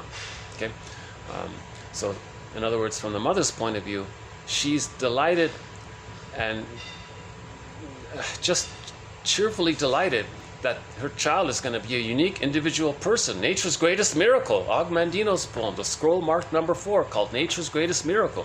She has that wonderful feeling. She might feel a twang of, "Oh, the child doesn't really need me," but maybe at most that's okay, but a little bit. But I think ideally the mother would feel, wow, this is a miracle. This is kind of exciting. And then okay, the child's, he's going to have his interest and not really need her, minimally, right? And then the mother can, because she has a self, she has her hobbies and interests, so she's okay with herself. She has an identity, so she can. She doesn't use the child as a self object for her. Means her sense of self is because she has that object, the baby. Then she thinks she has some kind of self, based on the self object of the baby being a self object for the mother. So the word self and the object are symbiotic, they're fused there. The baby's not meant to be a self object for the mother. Yes, the mother's meant to be a self object for the baby as needed up until the age of 3, right? Again, unconsciously many of our clients or many people, okay, who had an insecure attachment style, who received the Jocasta style of parenting. Okay, anybody who's dysfunctional, anybody who's neurotic, they feel a great need, an intense need to protect the ego-damaging early objects with which, okay? Now, when they say protect the early object, these are now internal object. Now, the internal object of the mother is the devouring monster that wants to eat the baby. Now, the child wants to protect this monster who wants to eat him. And he's protecting her, meaning he's not going to individuate. He's not going to express his feelings towards her. He's not going to evoke the memory of when they were a baby that they needed love. Right? And the compromise you have to make to get he's not going to go back there to remember that. So that's what they mean by protecting. I have this worry now about the call. Is that the manager saying, hey, kick that guy out?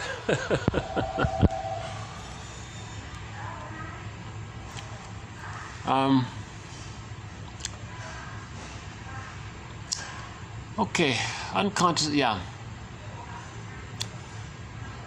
Okay, one more time. Unconsciously, many clients feel an intense need to protect the ego-damaging early internal objects with which they have become symbiotically ensnared within, even at the cost of their own emotional freedom to separate, know themselves, differentiate. Okay? Now, if they were to try to separate and individuate, right, then they would be betraying. That would be disloyalty. Now, from the disloyalty, there'd be immense anxiety. Okay? So now we enter Masterson's axiom. Self-activation, wanting to be true to yourself, real self-activation, triggers the abandonment depression, meaning the disloyalty and the intense anxiety. Okay? So when a person notices that they have some dysfunction in their life, some unhelpful self-defeating pattern, doing the same thing over, choosing the wrong partners, emotional eating, whatever it is that's dysfunctional, if they were to correct it and begin to correct it, that's going to bring up the memory that when the baby had a wish, he was shamed. So when a person tries to self-activate, activate the real self, that's going to trigger the original massive anxiety of being shamed in the nursery.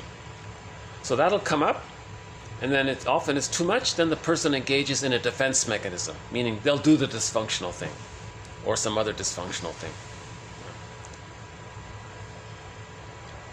Right? So the axiom is, it's a very good one by Masterson. It's in the greatest hits of the greatest hits, for sure, absolutely. Possibly number 1 greatest hit. Self-activation triggers abandonment depression, which leads to defense. That's Masterson's axiom. Sounds simple, maybe, but we need the phrasing. We need the words, and he provided the words for it, and it's pretty good. So you get an inkling of what's good for you, what you would really like. I think this feels good. This real self-activation. So let's say you want to heal. So you go to the library and look for begin your journey. So you pick a book that seems appealing, or an author they think it might connect with, and then you get you start reading, and maybe you'll feel a little frustrated, or maybe an idea comes up, and then they close the book, or stop reading. So anxiety came up. The defense was to slam the book they don't want to read it anymore, so they returned the book to the library and they stopped reading or something. So self-activation triggers the anxiety, and then there's some panic defense around it to not feel the anxiety. Right? Okay, next one here.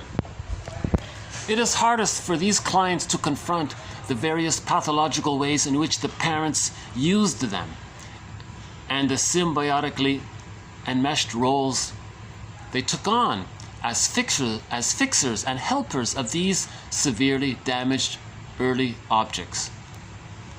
Okay, another good sentence. The greatest hurt of all, mother betrayed me. Right? And we had another one from Russell. Let's bring it up here.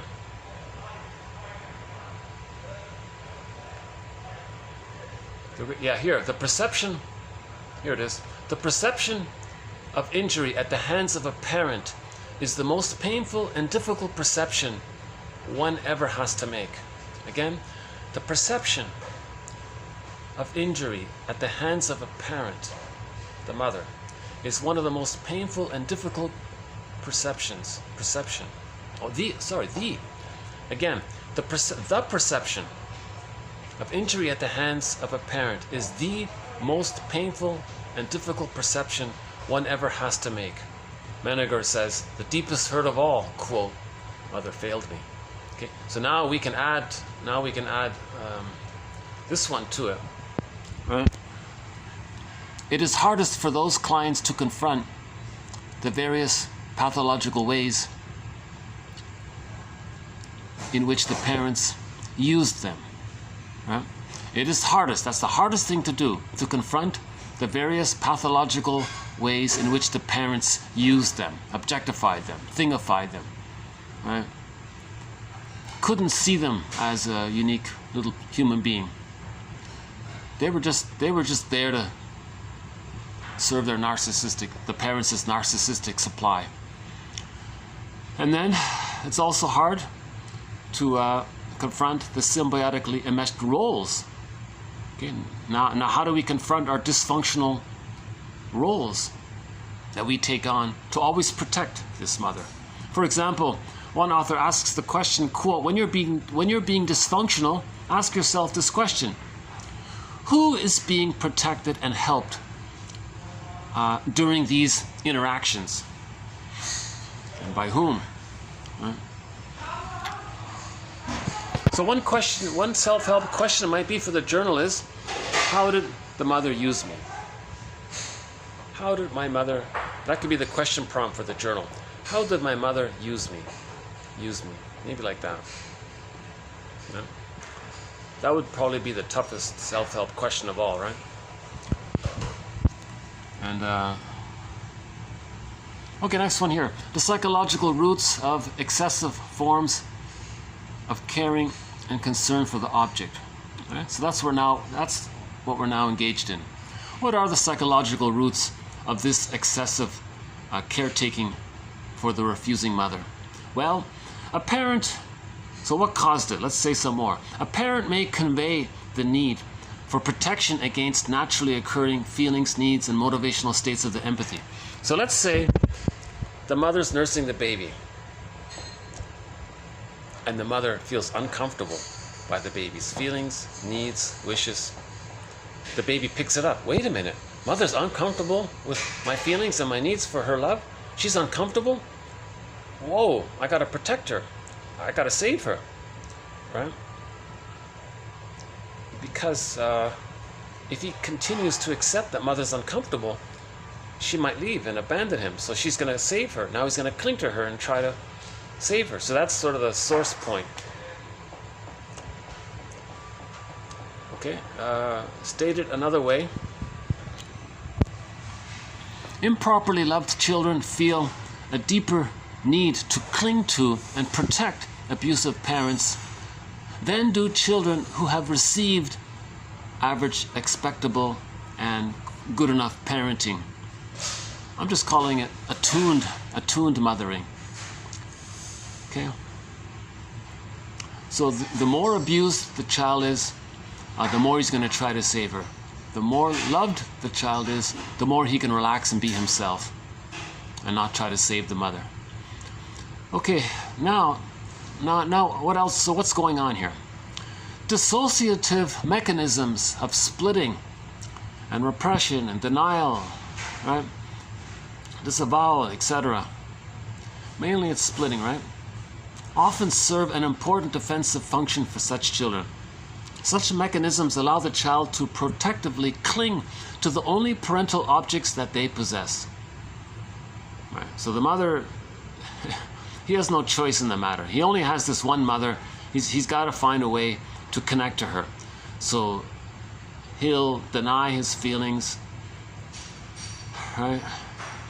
And deny the reality that she's abusive. That's called splitting and repression. And then there's projection afterwards, right? It can be paradoxically inferred from the literature that the best way to make a child protective toward a parent is for that parent to be abusive toward the child, who will be more clingingly protecting than the more emotionally detached, outwardly less interested parents. Okay, so she was making the point, let's say the mother is the impinging one, the demanding one, and the father is sort of this passive, distant, unavailable one. So the father is he's neglectful and absent, but he's there.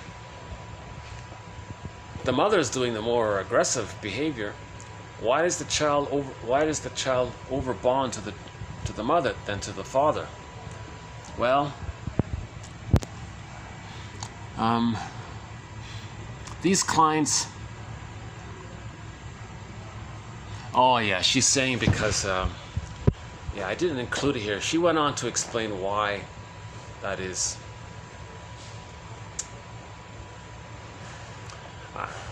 I think the simple answer is, it's obvious. The baby needs the mother, not the father. In the beginning, right? For the nursing, right? In the very beginning. Okay, these clients idealize their object representations while critically devaluing their self-representations. Okay, so this is linked to an intense need to protect the object.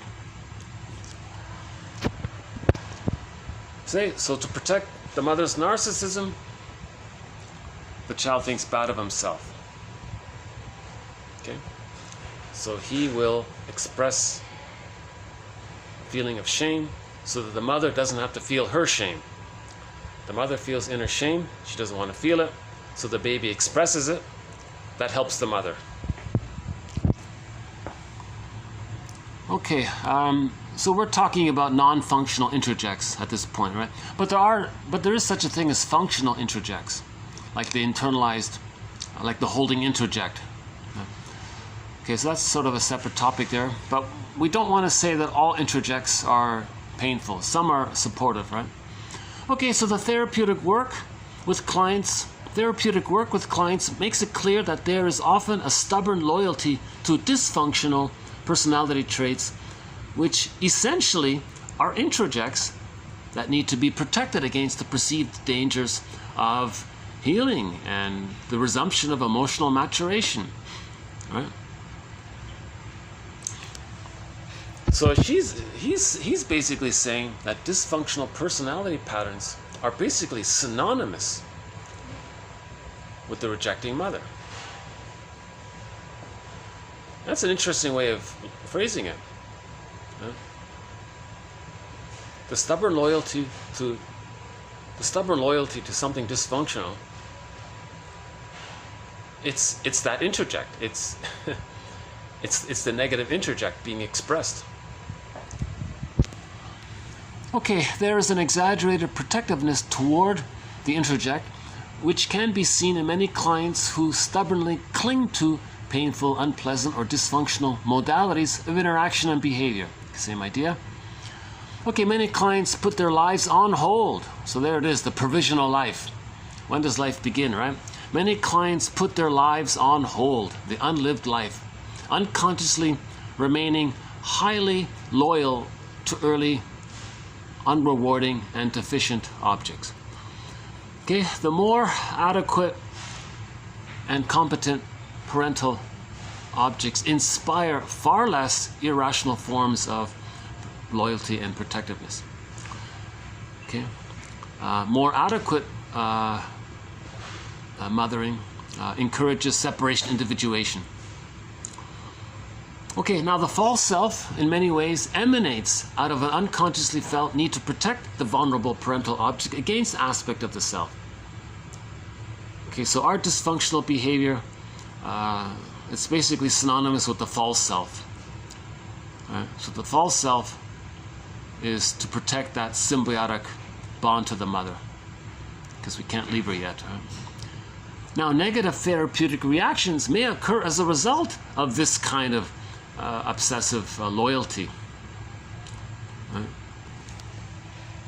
So if somebody wants to do something well and they start to heal, but they didn't really face this symbiotic ensnarement with this rejecting mother, then that's a negative therapeutic reaction. When you think things should be getting better, then there's a setback. That's because you're still symbiotically ensnared with him. You haven't differentiated. To cure this issue of negative therapeutic reaction, you need to adequately forgive the mother, see the two sides of her. The forgiveness needs to be a place of love and understanding for yourself and the situation, and to be able to hold the truth that she was so painful, and you're crying at that point, you're mourning at that point.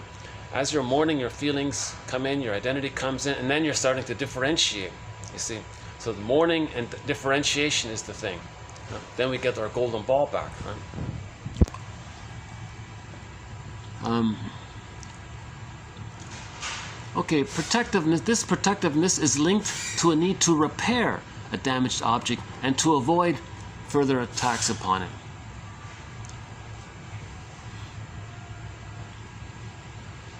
Okay, so we're trying to save the mother still, right? And part of this issue of trying to save the mother is the person's going to act like her.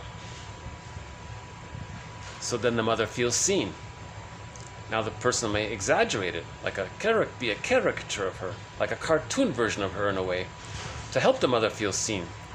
Just like how actual cartoons really vividly depict the situation, they're going to try to have that effect for their mothers.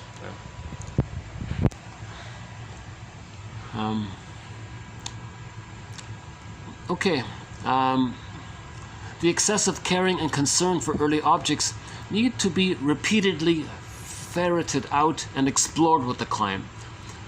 Thus, or for example, a man who complained continually about his wife's various failings and frustrating tendencies, while consistently protecting his parents and overlooking the existence of similar traits in them, was asked why he never complained about these traits in the parents. This immediately reminded me of the wisdom of Confucius. So,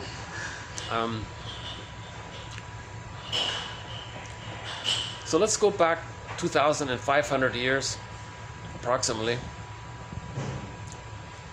Confucius said to his students about teaching them about projection. So Confucius wanted to teach his students about the psychology of projection.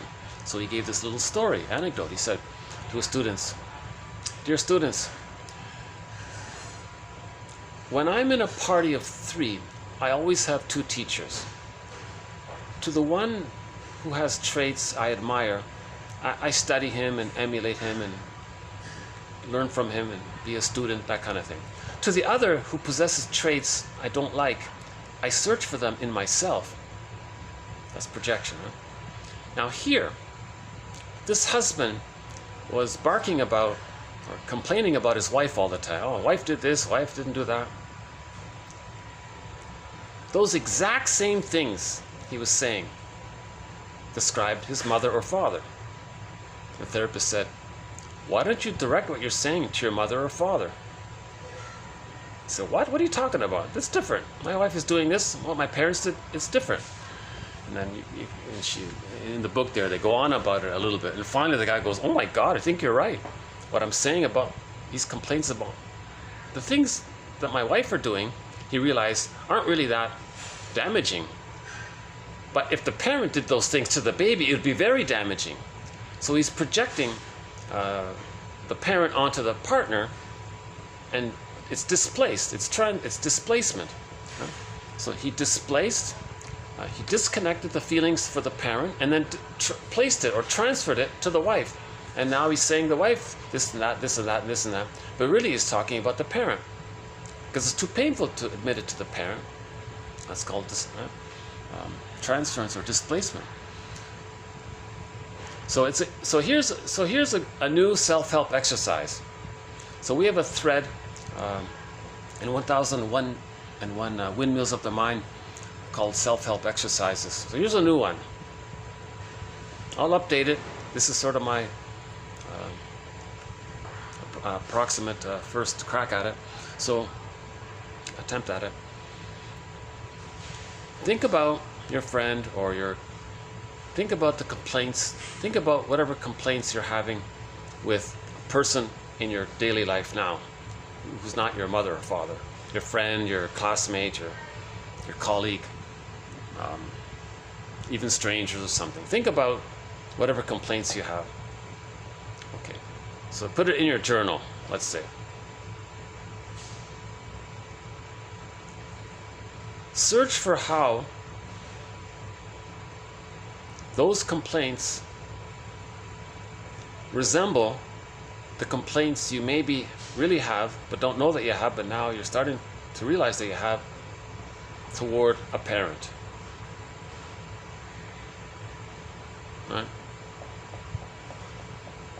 So I was listening to a loud talking behind me. That's a trifle. That's innocent. They're just doing their job. They're just going about their routine. Nobody's around in this restaurant at this time, so they feel free at this time. Maybe it's their break time. I don't know. It's a trifle. It's a little thing, right? And I was complaining about them. Oh, why are they being so loud? Well, hold it. Well, there it is. There's the self-help exercise. Let's pause there. The real complaint is directed at the parent, because what I heard here touched on the imagos within, the images within, the memories within. Okay, so it touched on the memories within. It touched the inner child of the past, in other words. So the inner child of the past is coming up. Now, the inner child of the past was relating to the parents. Now, from the inner child of the past's point of view, the complaints I'm saying in the present are really a displacement. So let's place them correctly. They're toward a parent. So let's say my parents were screaming and shouting when I was a little baby, and I couldn't remember it. Who had the louder voice? Yeah, I think, she had a higher voice, a female voice. But I think my father, he had a louder voice. Maybe it's a blurring of the two. Maybe I've blurred it together. So my real complaint is against my parents. Now I can write a letter. Dear parents, I've got something to say here. I'm very angry at how you were shouting when I was a little baby. I'm making the inference that this took place, and because I'm easily triggered when I hear loud. Right? So where did I get that from? So then you write and you finish your letter, and I want you to know that it hurt, and I'm very angry. And you might use a few swear words, get your anger out. It's on the letter, and you may or may not send it. I'm not sure. Or imagine, the chair exercise, right? You imagine. So maybe I could imagine my parents sitting there across. Oh, that's sort of a peaceful scene there, but pick a more neutral place. There's the chair exercise, right? You imagine your parent in front of you, and you say what you need to say. Or the letter exercise. Okay, so that's the exercise. The complaint you have towards a non-parent in the present in your life, discover or search for how that complaint is really toward a parent, and why aren't you directing it towards your parent? Again, okay, the excessive caring and concern to protect the early objects need to be faced and explored. Thus, a man who complained continually about his wife's various failings and frustrating tendencies, while consistently protecting his parents and overlooking the existence of similar traits in them, was asked why he never complained about these traits in the parents. Okay, good question. Okay, so there it is right there. We have one, I think we have one self-help quote. It was sort of like a poster or a banner or a bumper sticker or something. It said,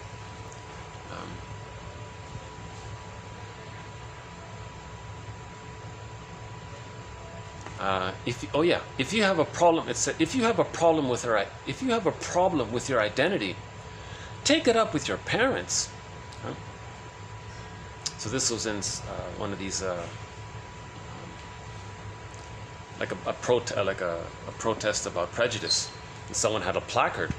If you have a problem with your parents, take it up with your parents. Don't take it out on us. We're non-threatening substitute others. You're transferring your complaints about us. It's really about your parents. So there's this displacement. You're protecting the parents. So when you transfer onto the non-threatening other, you're protecting the parents. See?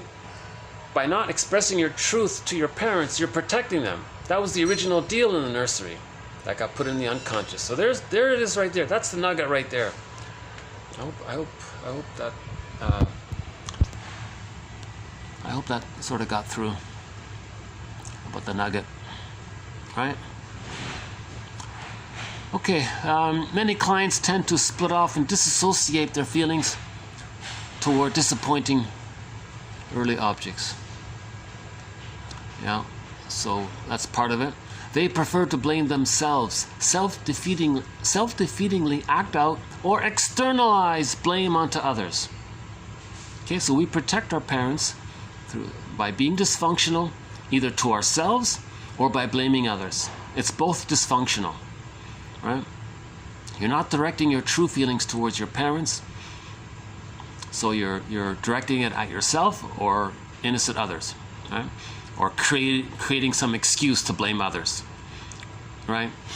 So some people manufacture identities for others for their psychological needs. So there's a quote that said, some people manufacture an identity and give it to others, and they're doing it for their psychological need to protect the parent, meaning not express their true feelings towards the parent. They're protecting the parent by doing that. Okay? Again, the reference point is the deal that was made in the nursery. Okay, mother, my feelings bother you, my needs bother you, I won't express it, I won't have it, but I'm angry about it, but I won't express my anger towards you. That's the deal. Now you protected the mother to make her think all good and have the connection, etc. But it's there, he's going to displace it onto others. So that in that prejudice placard, speaking to the people who didn't know that they're still using a splitting defense. It was an interesting summary. It says, if you have a problem with your identity, means you didn't achieve differentiation, that's your identity, you got to take it up with your parents. Okay, so we need more dialogue with our parents. Right? Okay, now Robert Bly makes the point, they're going to be stubborn, they're not going to confess the truth, they'll be in denial. Then you know they have trauma and they can't do it. Now you got to be an existential detective. Why are the parents so stubborn? Why are they stubborn? Because they're protecting their parents. Because they made a similar deal with their parents and they're stuck there. They can't express their anger at their parents. So that may be one way to conceive of intergenerational trauma. Okay. Okay, one of our mentors, William Fairbairn. As Fairbairn has suggested, the need for an ideal object is quite great during childhood, obviously, and its satisfying existence, okay, is the sole assurance, the only assurance of a solid, coherent, and unfragmented central ego and self-structure. Okay, the child protected himself. If he didn't do this, he could have one of these other more disturbing things like autism or schizophrenia or all these other kinds of problems that we don't talk about. So the child lied to himself, denied his feelings, hallucinated the mother was a goddess, fantasized that that's his real mother. He came at a huge price. He loses himself. He lives the provisional life, but he's not worse, put it that way. He's not one of those other things. When he said unfragmented central ego. Okay, so he can still be coherent and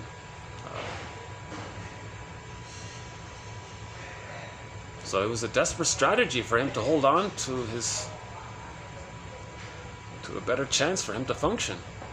Right?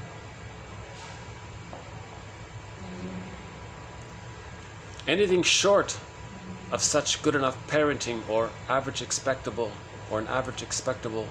environment, attuned mothering, anything short of the good enough mothering will inevitably lead to some form of dissociative behavior.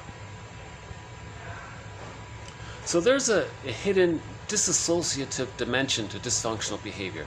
The provisional life, waiting for life to begin, etc. There's a kind of dissociative dimension to all this, right? We're kind of going through the motions in life. That's what he means, right?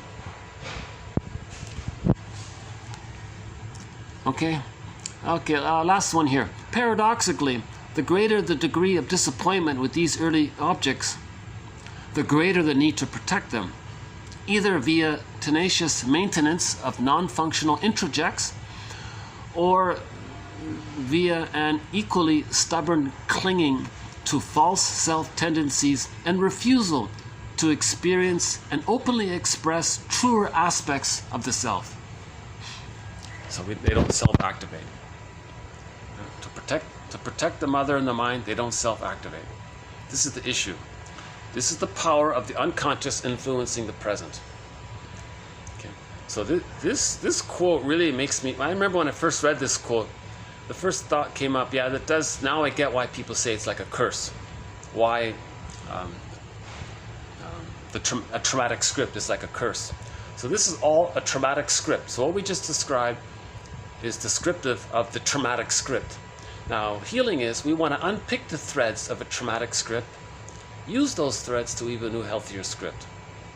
Forgive the mother, see the two sides of it, mourn the process, then we differentiate, resume development. Therapy is about growing up. Okay, this traumatic script means there's arrested development, stunted development. Okay. We want to lift the anchor, mourn, cry it out, feel it to heal it, get our feelings back, our identity back. I feel, therefore I am. There's our Ithaca. We have our psychological birth. As expressed in the Odyssey, the Orestes, every myth and fairy tale that addresses the second journey of life. For convenience, Alan Chinnon's 4 books, Once Upon a Midlife, In the Ever After, Beyond the Hero, and Beyond the Princess. That 4th one, Beyond the Princess, got renamed. It's called Waking the World. His idea, he said it, his idea was that when women find their voice, it's like they wake up their world. But he made the point that they often wake up other people's worlds too, that kind of thing. And maybe their communities and so on. Now, beyond the hero means beyond the machismo and the defense mechanisms. So in the youth, they got these hero dreams, make $1 million by 30. So we're beyond that, beyond the manic defense, put it that way. Beyond pseudo-aggression, beyond the search for glory, beyond Peer Gynt, beyond Don Juan, beyond narcissists. So when he says beyond the hero, he means beyond narcissism, or healing narcissism. So all of those tales in those 4 books also describe the second journey, right? Iron John as well, to a degree. The Maiden King by Robert Bly and Merriam Woodman, and The Odyssey and Orestes. Core, Persephone and Demeter also. So the motif there is that every time the baby feels shamed, the earth opens up, a symbol for shame, yanks down this core into the underworld. Now the underworld is the unconscious. Now in the unconscious, there's this burning, biting feeling of shame. That's the hell scene, the inferno. That's a symbol for shame. Okay, so that's why core went into this underworld. That means they're facing shame. Facing shame. Once we face shame, then core came back up, and she was Persephone. Right? And then they went back. Then they went back and forth. That's the dialogue we're having with the skeleton. So this constant reintegrating, re-owning what we put in the unconscious bag. In childhood, we want to get it back. That's this dialogue. So the motif in myths and fairy tales of the protagonist half the time in the winter, half the time in the summer, or half the time in the underworld, half the time on ground.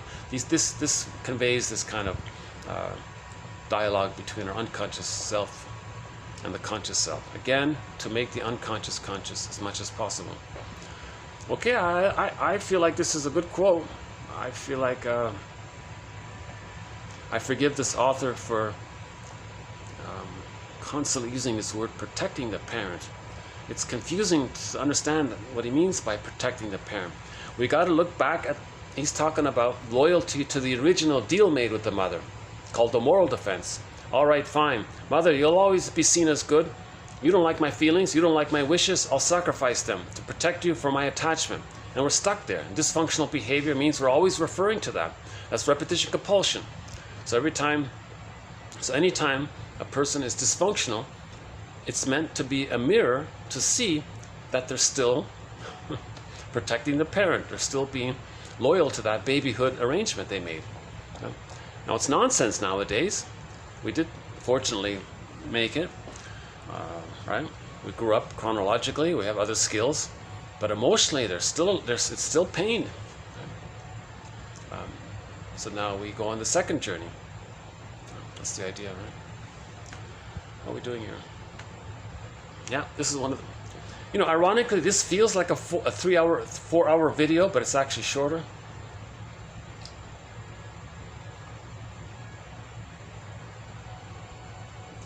So I do feel some embarrassment posting this video because of how I had to react to some of the behavior of the individuals before. It may, even that, I can think of it, let's just say it's completely innocent, benign, and it's just a coincidence, or there are always coincidences and people just being people. There's the normal trifles of life, hassles of daily living. There's these normal things that take place, but sometimes they can trigger some of these inner things going on, right? So to a child, to a baby, little things were big things for them. So a little thing in the present can bring that up. A little thing in the present can bring up the memory that for the person as a baby, for the inner child of the past, a little thing was a big thing. And then some of those feelings that come up, that's what they mean by triggering, right?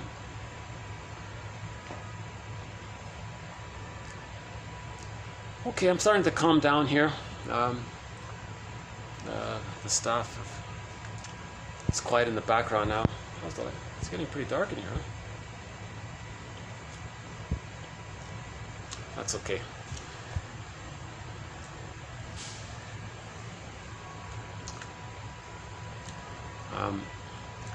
Maybe I can do a preview of the next video's quotes, because I couldn't fit it in this one here. Ogden says something in support of this quote here. We have some very good quotes from Ogden. So we've got another one of his coming up here. So just as a preview, let's do 92 here. Okay, transference. The illusion that the unknown object is already known Each new object relationship is cast in the image of past object relations with which one is already familiar. Okay, so that's transference, right? Okay, the cause of anxiety can be traced back to the very early developmental failure that constituted Emily Dickin's poem, A Great Hope Fell. You heard no noise. The wreckage was within and left no caring and left no witness. Huh? Okay, that could not be experienced at the time. That could not be experienced at the time that it occurred because there was not yet a self capable of experiencing it, i.e., capable of elaborating the event psychologically and integrating it. Okay, here it is. The earliest relationship that is of central interest in the analytic setting is not that of mother and infant, but that of the internal mother, okay, and the internal self. It must be borne in mind that the client is both mother and infant. This is so because the internal object relationship consists of an object relationship between two unconscious aspects of the client. One related to the self, the other with the object. That's a jargon-filled way of talking about triggering old memories from childhood. We trigger the concept of ourself in relation to the other, and it's split. So we have a part self-representation that was rewarded for regression, punished for autonomy, felt immense hope when the mother was promising, and so we have these different images, right? So we're looking at these images, we're talking about these images, but these images influence and distort the present. So in transference, we know that the person in the present isn't your mother or father, but emotionally, we're kind of confused about it because we're unknowingly expecting a lot from them, or hating them irrationally, or liking them too much, or having exaggerated hope by them, not even seeing them who they are, right? That kind of thing. Transference, the illusion that the person you don't even know, you kind of know them. There's that deja vu thing, it's projection. Each new object relationship is cast. So people in the present are cast in the image of a past object relation with which one is already familiar. The more pain there is in the past, the more we project. The less pain, the less we project.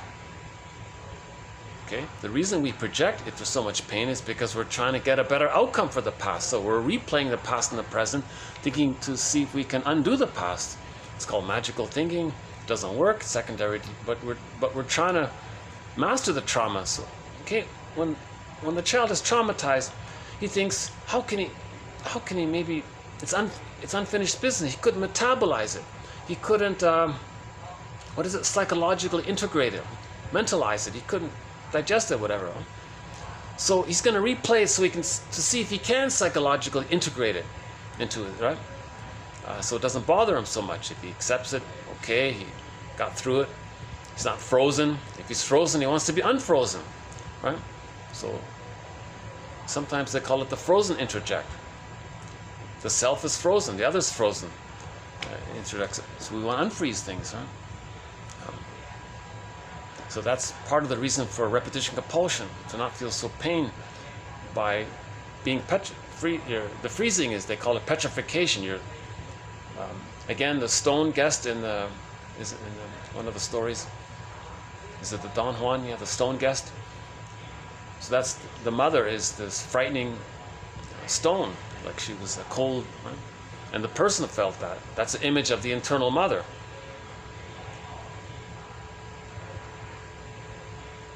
I'll have to revisit. We haven't talked about that in a long time, right? The stone guest. Yeah. So the child is, the person feels that they're relating to this cold, refusing mother kind of thing. And they're trying to get warmth from the mother. They're trying to heal the mother. Something like that. Or it's a projection. Maybe they feel kind of like a petrified and it's a projection. They see the mother as that because they felt that by the way she behaved. So it could be a projection out there. of how they feel. So if the person feels unvitalized, they may say they have an image of the mother as being kind of like that.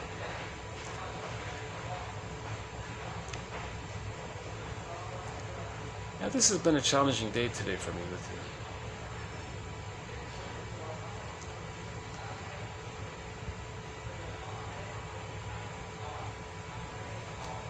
Goethe has something to say. As the title Poetry and Fact indicates, or Fiction and Fact. So Goethe wrote his life story from childhood up until his mid-20s or something. It was his biography or autobiography or something. But then he put it to poetry at the same time. So there was fiction and fact. So that's the name of his book, Fiction and Fact. Dictum and Wahrheit. Don't know how to pronounce it, but here's two new German words.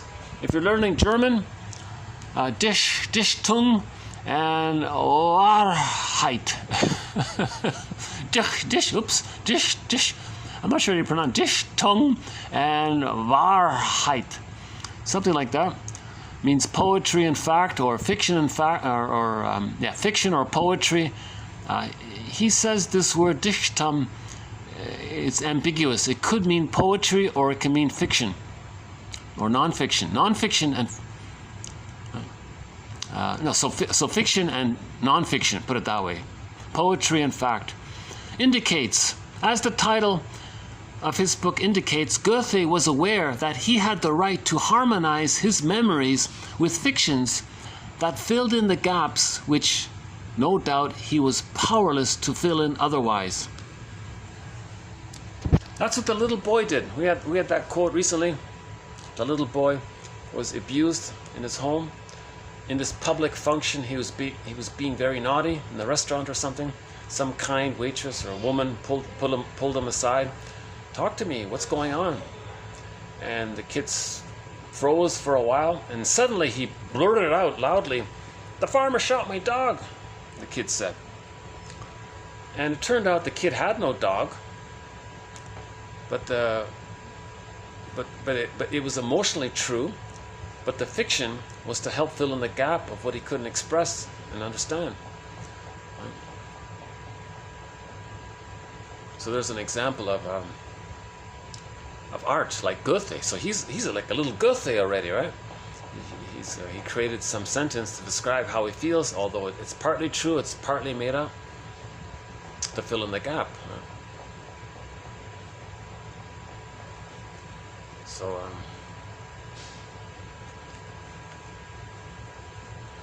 we'll do that quote next time. Yeah, I got a feeling this might be my last video here. Yeah. That's too bad, yeah. I'll be leaving the city very soon, in a couple of days, so this might be my last video here. So one last little tour here. So I'm on the second floor of this restaurant. You know, they're very they've been very nice to me here, this staff here.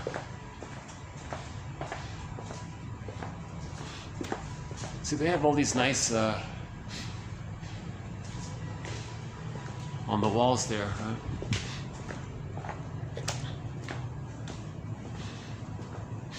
Okay, there are the elephants. Okay, goodbye elephants. Goodbye outdoor setting there. And goodbye heart sculpture. And what else?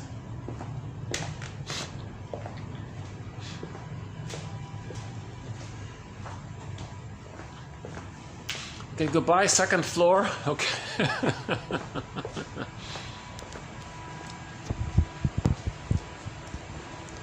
We just do maybe one walk through here.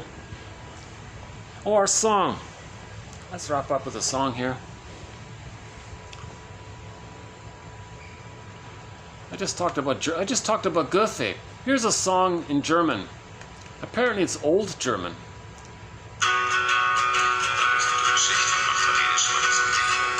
And the guy on the album cover, I have no idea what they're saying. Again. Hold on. Okay, the song is called Kuem, Kuem, and then T-O, and the third word is M-I. And the band is Wool, let's see, what is it? Wool Jager, is that how you say it? Can't really see it here. It's W-O, and there's two dots over the O. I think it's omelet or something, omelet or something. Okay, so W-O-L-J-A-G-E-R, and there's two dots over the O. I think they call it new folk or something. So yeah, so in tribute to Goethe there, here's some old German. Yeah, Goethe would understand this song, I guess.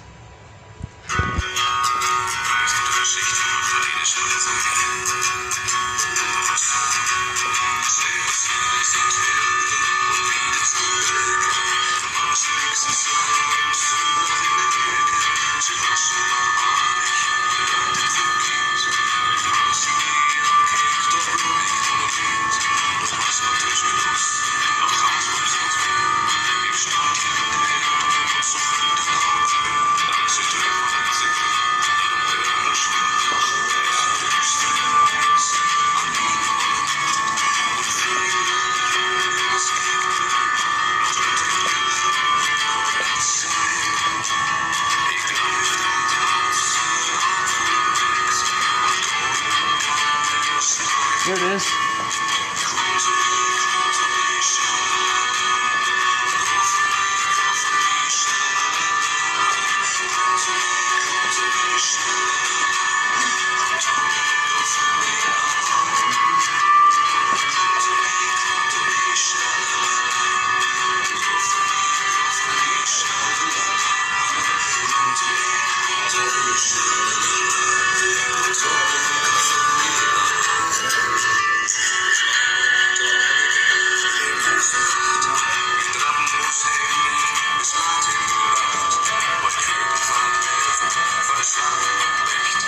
Okay, there's Daisy.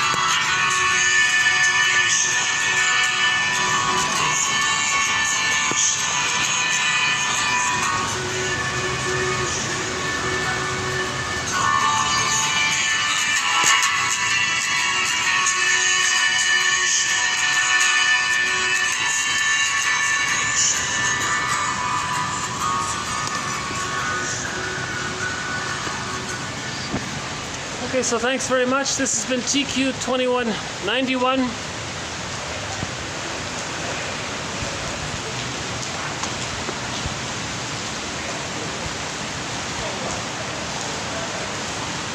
I personally tolerate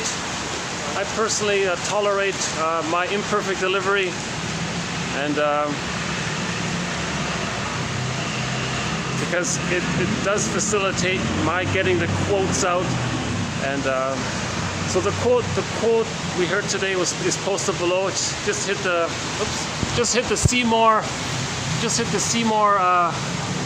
link there, or the more. Sometimes it's just more, right?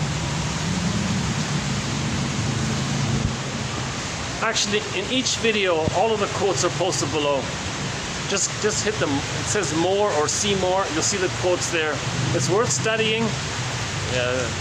Robert Bly's advice is spend 10 minutes every day reading psychology. 10 minutes every day. So ironically, it sort of fits in. Each video provides roughly 10 minutes worth of reading. So yeah, 10 minutes every day. It's not a bad,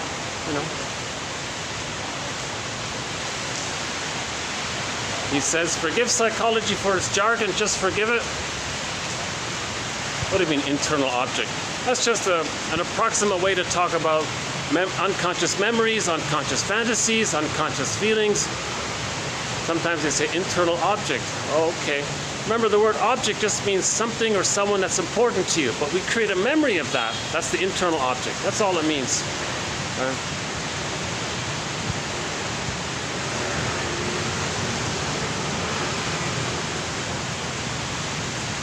Any final thoughts here? Yeah, I like playing that song. Underappreciated singer. He only put out the one album there, but so the band was called Wooljager, right? Wooljager. And I looked it up. It said it's an Old English. Sorry, it's an Old German. So a lot of Germans might not even understand it. Maybe only. So Goethe would understand it. Yeah. So Goethe. Apparently, he's a little bit famous for this ability to turn his personal story and put it into some kind of poetic form.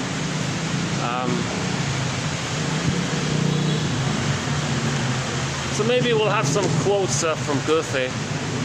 And apparently, yeah, I think we have no quotes from Lacan, but I did come across something he said by accident. He said that Freud was inspired to become a shrink, even a doctor as well, because of Goethe. So if there were no Goethe, there might not even be Freud, right?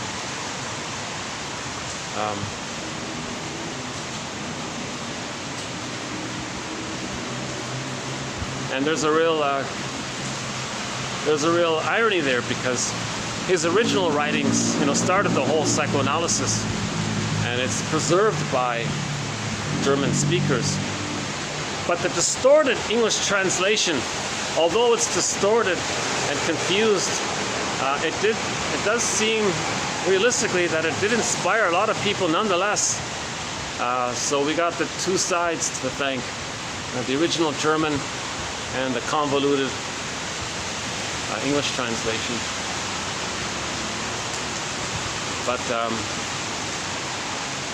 But 1001 Windmills of the Mind mainly discusses developmental object relations theory.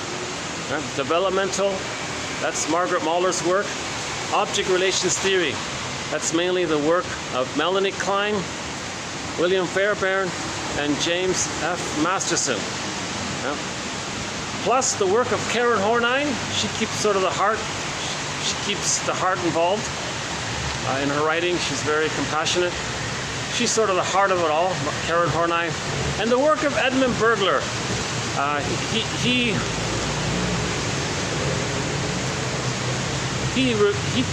discovered a lot, and he teaches a lot and he really promotes the idea that we got to confront our defense mechanisms, pointing out that we're using them to deal with anxiety and the reason for it.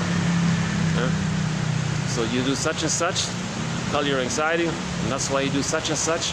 So the common pattern, they say, is identify your pattern, when it began, and then to see it, and that's why you're doing that, what you're doing in the here and now. So the pattern, commonly, that's your chief complaint in life, they said, when it began, and then to see an example of it in the here and now, in the present, and then to understand that that's why you're doing what you're doing. Now today, we can add a little element to this. We're being dysfunctional we're still protecting the parent, just like we did at the very beginning. We're still using the moral defense. Now think about the religious issue, right? The main motif is goddess and demon. That's what the baby did, to protect the parent. So when we say goddess and demon, we're protecting the parent as well in our unconscious, right? So we're still loyal. We're still being dysfunctional. So religion, for the most part, we could say is dysfunctional. Religion doesn't help you to differentiate. Religion doesn't teach you about splitting and the moral defense. And today's quote, it doesn't teach you this stuff. Right?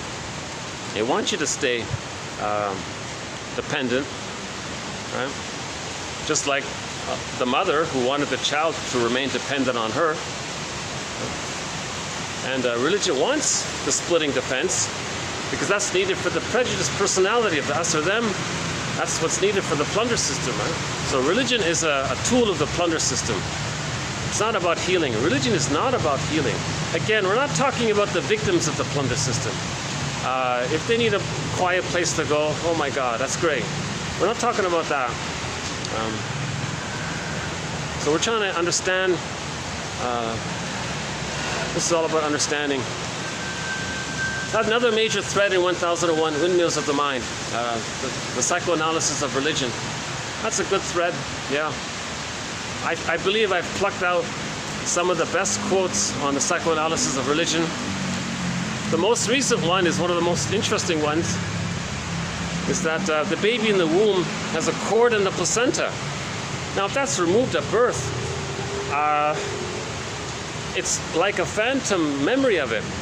So the religion, so one way to describe the gambit of religion is to imagine the placenta in the sky, and you're connected to it, to evoke that missingness of what took place.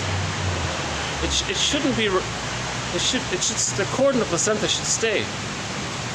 It should fall off on its own accord. Right? So the placenta literally metabolizes the baby's elimination, and then the placenta sends down the nurturants and the love needed. So the placenta is very powerful for the baby. It's like everything for the baby. It's like a god for the baby, put it that way. Right? Now, if that's prematurely removed or something, there's like, where is it? Oh, you're wondering where it is? Well, imagine in the sky. Well, let's call it a sky god, and you're connected to it. And then you describe the sky god the way you would describe a placenta. It knows he was there for you. It can handle your problems and still loves you unconditionally, right? Now, most authors don't go there. They say, let's talk about it. Let's keep it more to the point where people can accept it. So they talk about, imagine the breast in the sky. Now, describe the breast for the baby. Just use all of those adjectives for the breast, for the baby. And if they do it poetically, and if the speaker at the podium can deliver it in a certain way, it may get to the point where the participants are reminded that when they are somehow get a glimpse of how blissful it felt to be in that state as a baby, one with the mother.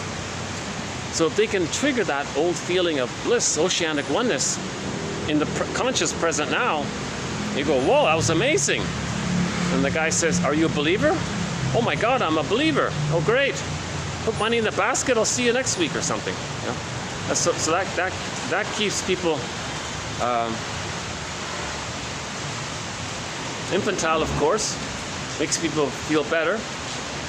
Because that's how the baby felt better, by the connection with the breast, of course. And if that's insufficient, you want to keep looking for it. Repetition compulsion, it can't be done. So you're rolling the boulder. So religion is like Sisyphus. You're rolling the boulder up the hill. You imagine the breast in the sky.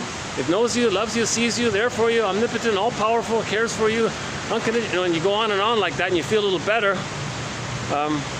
It doesn't work. It didn't change anything in the memory system. It didn't change the past with the mother. So the boulder rolls down. But you felt a little better for the moment. Okay? So it's a similar phenomena to what we described at the beginning with repetition compulsion. Right? With projective identification. Right? There's meant to be a complete cycle. Baby and the mother, there's a cycle there. The baby is distressed, the mother gets it, responds, and the baby lays down neural networks in relation to that, and it becomes a part of a psychic structure called the holding introject. So that holding introject is a functional introject. Today's video, we've been talking about a non-functional or destructive introject. So that's like a helpful introject. Okay? Now, if that doesn't take place, okay, trauma, repetition compulsion, they're going to replay it and repeat it with people in the present. Now they want others to coax others to feel anxious or nervous or scared because they don't want to feel how they felt that as a baby. So they want to get others to feel it. But the cycle can't complete. Now doing that is a mirror for them to know that they didn't get the holding introject with the mother. Okay? The greatest hurt of all. Mother failed me. Huh? Carl Menninger. It's interesting that Carl Menninger's name has come up recently, because I haven't discussed his work much, except for the very beginning, and now, and just recently. We began this video exploration of these quotes, hypotheses, speculations. Again, all hypotheses, all speculations. Okay. With Menninger's quote, he said to a client once, "Well, client, these problems you're describing, we may say that this is what your script is doing to you." That's the curse, the traumatic script. We don't say curse now, we say traumatic script. But let us see what we can do with that script. Now, part of that script is she's protecting the mother, meaning she's going to be dysfunctional and not find her truth, because the memory is when she was a baby, her truth bothered the mother. The baby can't bother the mother and lose the mother, so they're still stuck there. So that's part of changing the script, trying to unravel some of those, to let go or these old false existential conclusions, and to self-activate, right? Face the anxiety and so on.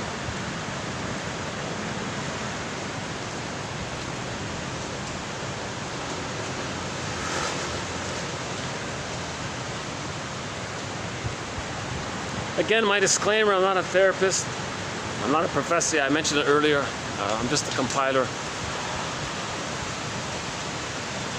I had a full written down disclaimer on my GoFundMe page, but suddenly it mysteriously doesn't work anymore. I think it got hacked into, and I'm not even able to access the old GoFundMe page. And I had my essay there, and I had some updates on there, all that is unavailable. And it says on the GoFundMe, oh, this person's not accepting, is no longer accepting donations. I thought, oh, that's not true. Where'd that come from? Now maybe there's a time limit on it. I think the last person who sent in a donation, it was about a year ago. So maybe, I'm thinking maybe that's what's going on. Oh, hold on, let me make sure I don't get water on this thing here. Hold on a sec. Okay.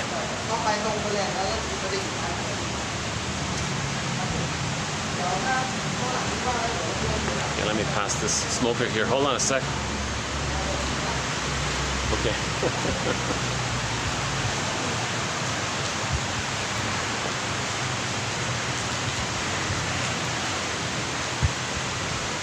Well, still raining here. Hold on a sec. Can I do it this way? Oh yeah, it's still raining here. Well, maybe now I can go to that other area there. Hold on a sec. What else can we say? Let's do it this way. Oh yeah, let's do it this way.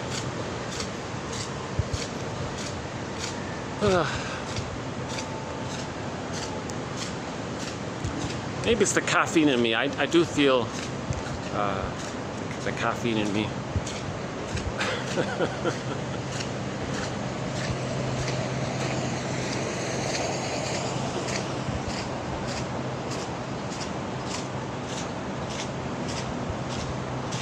Oops.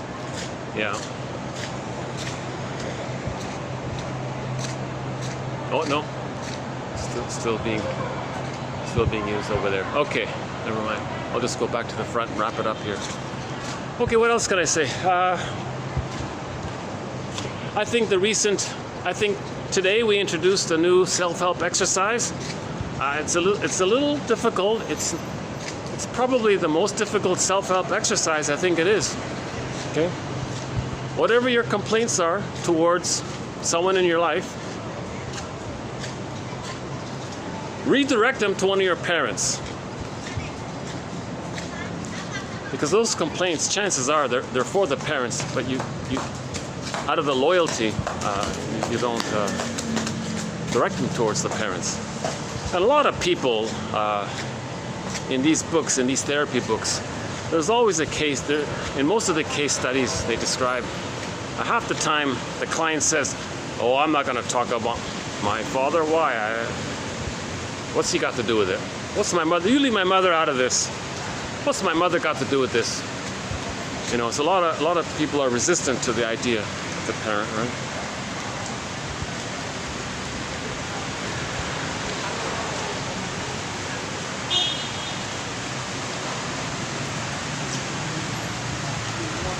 Let's go back. Yeah, I should have just stayed where I was over there. Hold on a sec. Let's go back.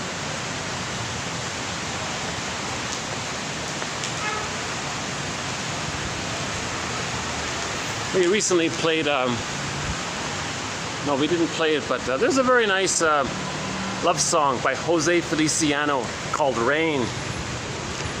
And Anne Murray does a very nice cover rendition of it. So look up the song Rain by Jose Feliciano, or Anne Murray's cover rendition of it, which is on her album Honey, Wheat and Laughter. Very good song called Rain. The lyric that I like is, listen to the falling rain, listen to it fall. And with every drop of rain, you know I love you more. Let it rain all night long, let my love for you grow strong. As long as we're together, who cares about the weather? Listen to the falling rain. But you got to hear the song. It's nice. It's nice. Both the original by Jose Feliciano and Anne Murray's cover, they're both excellent. It's just called Rain. Simple song. Underappreciated song. I never hear it on the radio. Yeah. Another thing I like about 1001 Windmills of the Mind, we play a lot of songs that are, I feel, are excellent songs, but rarely known. Beatrice Deer, a lot of great songs. Ili Sapi, Anne Shell, great songs. Ziana Zain, great songs. Devram Kaya, you know. Got a couple from Na Ying and Wang Fei, Fei Wang, get it mixed up there.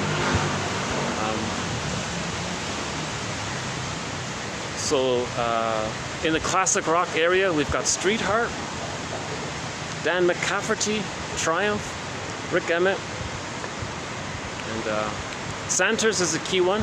Rick Santers. So Rick Santers and his brother and a third person formed a band called Santers. We've played several songs from them. Now that lead singer and guitarist, Rick Santers, he's now solo, and his most recent single is Lovesick.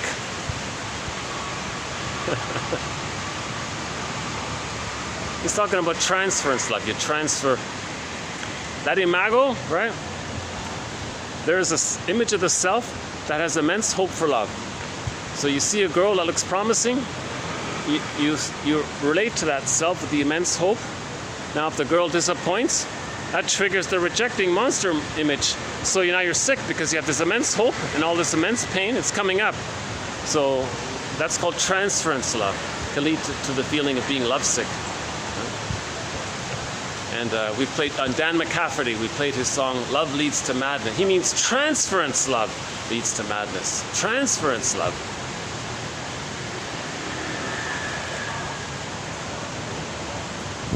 How's the rain here? Hold on a second.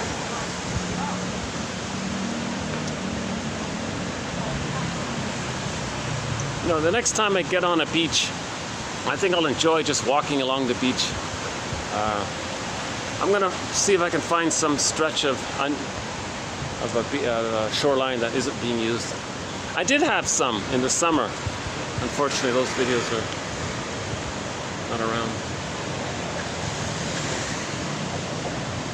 Yeah, one of the unfortunate experiences I have incurred so far is, unfortunately, all of my videos that I did in the summer, 17 videos, over 50 hours of commentary. It was my best work, really.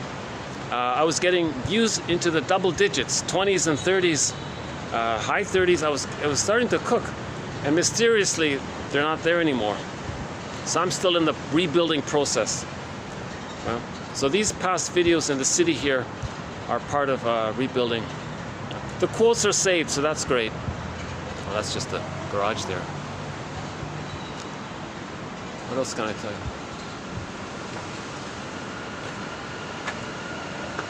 Oh, the rooftop I mentioned earlier is over there.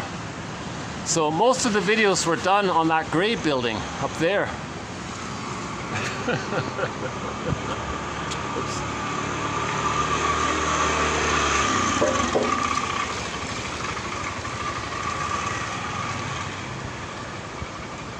You know, despite the high density here, it's still okay. It's not too bad, like with noises and things. People are very polite and respectful here. It's all right, yeah.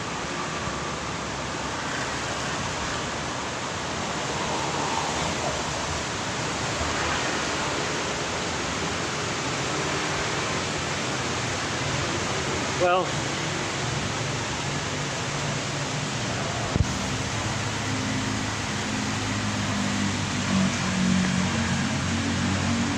there's a little, no, I won't talk about the, oops. Yeah, there's some water here.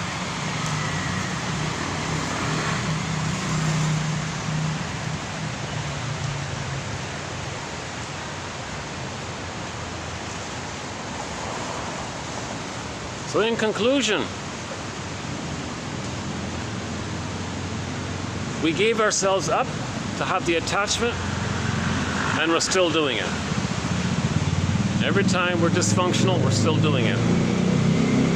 And one way to think of this, of us still doing it, is today's phrase, we're protecting the mother from us. The mother couldn't handle us. The mother couldn't accept us. She couldn't handle us. So we give ourselves up to protect her. That's called failed empathy. It doesn't work. Lifelong failed empathy leads to the provisional life, the unlived life, the feeling that life is on hold, waiting for a mother to change her ways. But this mother we're talking about is in the unconscious memory bag, right? It's an image. It's up to us to look, to recognize it, give ourselves some compassion. This phrase, reality testing, they use this phrase a lot in the books. They're talking about recognizing that the present isn't the past. That's all they mean. The present isn't that imago world in there. If you're projecting too much, that's a distortion of reality testing, they call it. So transference love would be an example. The lovesick song, right? That would be an example of a deficiency in reality testing. So remember, this rejecting mother damages our consciousness, the ego damaging object. Why are we still trying to save someone who hurt us? That's the dilemma right there in a nutshell. Right? Why are we still trying to save someone who's now just a memory, we're still literally trying to save our mothers. She might not even be around anymore. The mother may have passed on already. Why are we still trying to save her? So that's right. Okay, let's do this again. Yeah, that other side there is being used, yeah. You see, management, there's many ways to handle a situation. The management politely said, no, I'm sorry, this place is being used or something.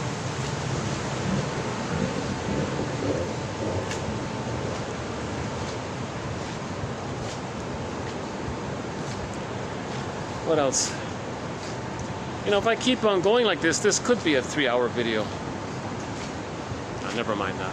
It'll end when it ends. I don't care about the clock time.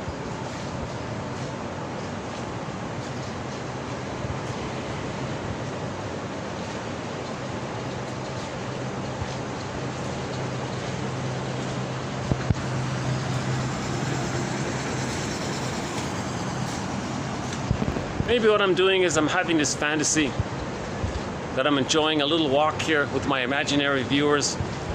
Hi, imaginary. So, again, we have a need for affiliation, for relatedness. So, my making these videos, thinking that there might be, in the future, maybe there'll be some viewers. At least in the moment, I regard them as, you know, my imaginary viewers.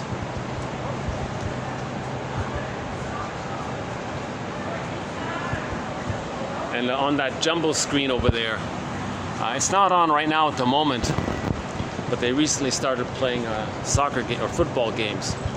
So I had the idea, maybe we'll start a new thread in the future on the psychoanalysis of sports. That's a tough one. Oh boy.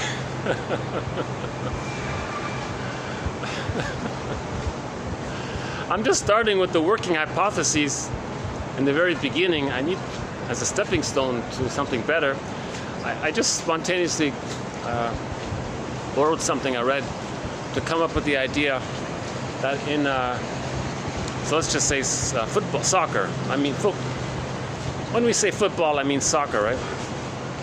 So in football, as the term is understood in most parts around the world, I have to make the adjustment myself. When I hear football, I think about Al Pacino on Any Given Sunday giving his speeches inches. And one guy had the manna. You could see one guy there with his. He got in touch with the feeling and memory of him being a little god when he was a baby, and he evoked that. That's called the manna. So there was a guy in that speech. Now, people who do the haka dance. Now, this comes from the indigenous people, the Maori. They needed to really crank themselves up to ward off the invaders. And they did it for 100 years, apparently. It worked for 100 years. They temporarily regressed into this delusional state of the image they had when they were a little powerful god, right? And I think, yeah, so I think there's a glimpse of that by that character sitting on the bench there at halftime with Al Pacino giving his rousing speech. So they were losing the game. It was halftime. He gave this speech called Inches. And one guy got that manna feeling, like to ward off the invaders kind of thing. So what are the invaders? So in sports, so either in North American football or in world football, my tentative hypothesis is it's not original or anything, I'm borrowing it, is that when the one side is in the offense, they have the ball. So let's say the offense, so when a team is on the offense side, they have the ball. They want mother to accept what they have to say. So they want to kick the ball in the net, get the point, good. Mother heard it, mother accepted what they had to say. Baby expressed their anger, mother digested it, mother accepted it, mother handled it, right? So the net would be, you know, the acceptance of the mother. Mother's acceptance. So we're excited. Mother finally understood me. Mother finally listened to me, met my need. I feel better. I feel safer. So we got a point. Status, serotonin. Okay. Now the chase is called the dopamine, and the point is called the serotonin. So the chemistry behind the chase, is dopamine. And when they score a point and get the point, that's the status. They get the safety feeling from the status, one up and all that. So that's the serotonin. So that's the offense side. So they're eager to get mother's acceptance, mother's approval, mother to respond, mother to give us the point. They want mother, give me a point here, right? So that's the offense side. Now, when that same team is on the defense and the other side is playing offense, that very same team, click, click, they flip to the defense. They're thinking that, so they have a different attitude here, different psychology. Now, they're thinking when the other team has the offense and they're playing defense now, they don't want to be victimized. They don't want to be impinged upon or demanded upon or shamed by the mother. So they want to block the kick of the other team. No, mother, you're not going to hurt me. No, you're not going to get this point on me. You're not going to shame me and exploit me and use me, and I want my boundary. No, you're not going to do this, mother. So the defense side is saying, no, mother. Now, when they get the ball back and they're on the offense, come on, mother, listen to me. So the offense is seeking mother's love. The defense is saying no to mother's impingements, shaming, and all that. So on the defense side, when last time we saw the guy, he defended the ball, right? And everyone was excited. That's the memory of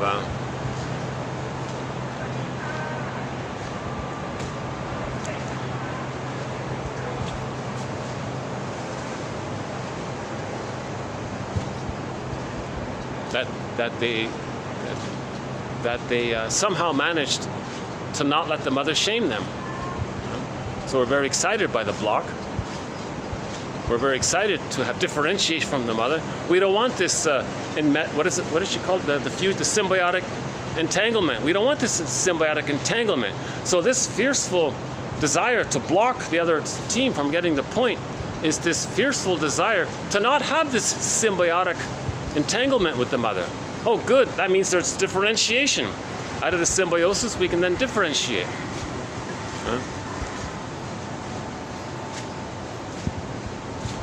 Just a tentative working hypothesis. Needs a lot of work. Now, simultaneously,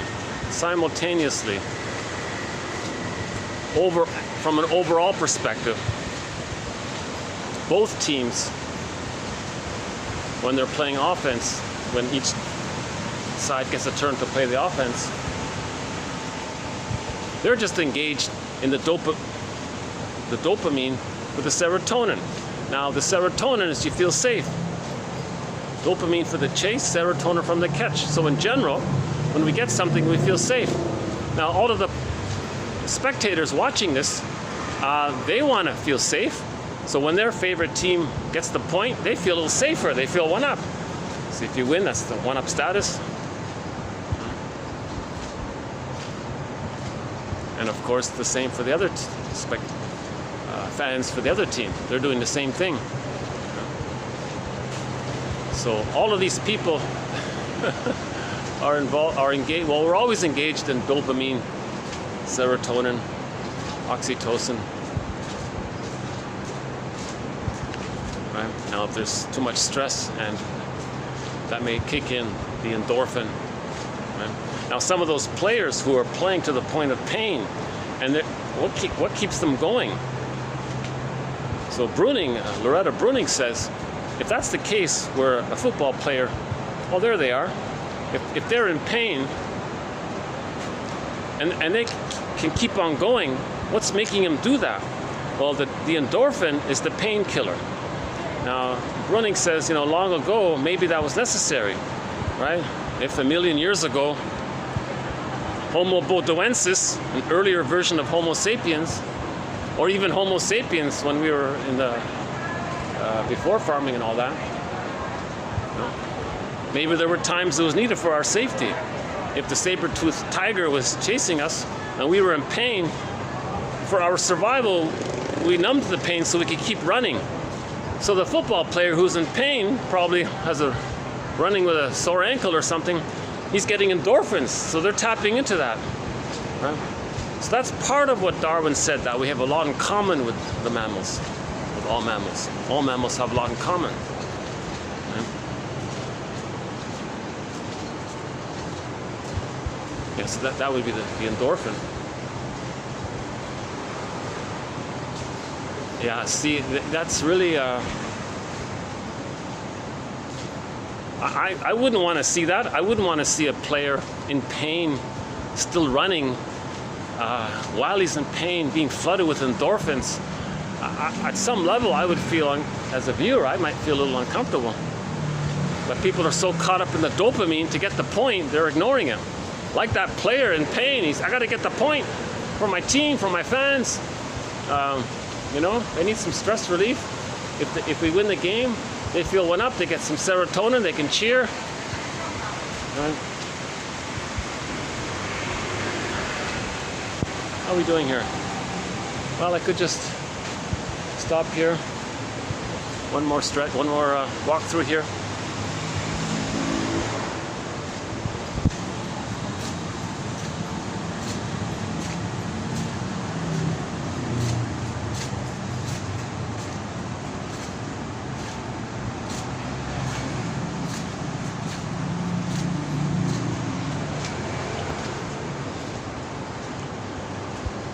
Yeah.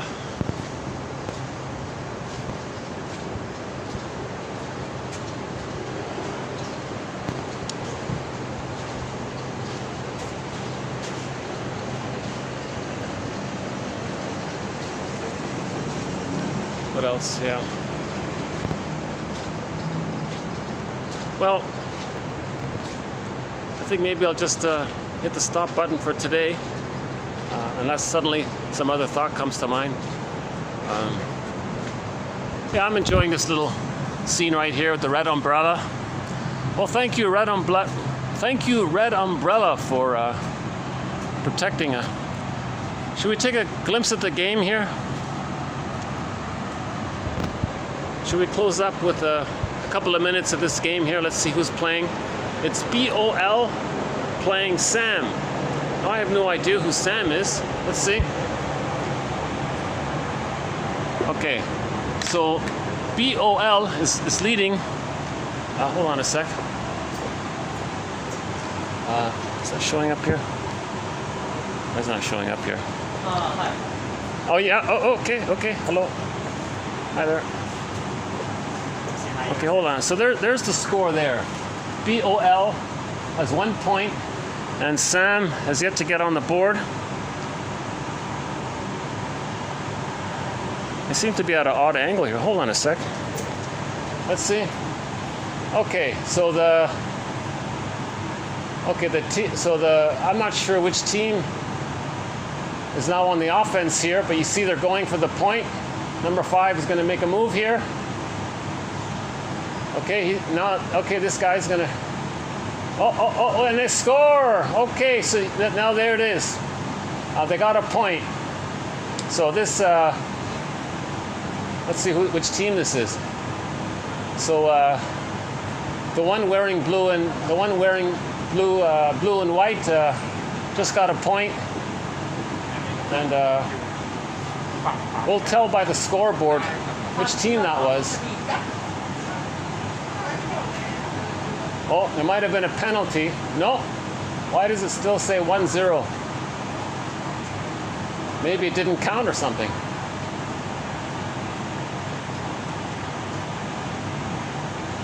Offside. Oh, somebody was offside. Oh, it didn't count. Okay. So that point we saw was offside. So it didn't count, huh? Still don't know what these teams are. Maybe from Italy, I guess. Are these a bunch of Italians? Well, one last look here. out of bounds.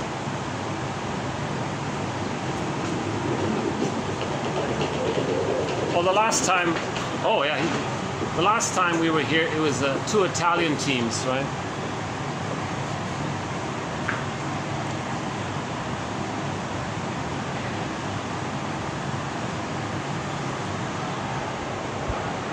I see. So how do we analyze this? The guy was offside. Somebody was offside, and that goal we saw didn't count. So he was offside. So he was willing to break a rule to get the point. So he was willing to. That maybe conveys his excitement to get the point. Maybe he accidentally was offside, or maybe he was willing to go offside to help get the point or something. Maybe no one would notice, or maybe it was a close call. I'm not sure what it was. I didn't see it. He was offside. So we could say maybe that's a negative magic gesture. Hey, mother in the mind, you were offside. You broke the rules. You broke the boundary. You broke the rules. Now you see, I'm playing this game here. I'm breaking the rules. I'm showing you that you broke the rules. The rule of being a mother is to be attuned, to meet the baby's needs. You see, now I'm gonna show the world. I'm gonna show you up. I'm gonna break the rules, you know, and maybe the whole audience will think, gee, look, that guy broke the rules. He was offside. Gee. You know, what kind of mother did he have? Okay, that's an exaggeration. We have no idea why he was offside, so I can't really make a full thing there. Well, what else? So I just now realized in my mind the psychoanalysis of sports is going to take a lot of work. Oops.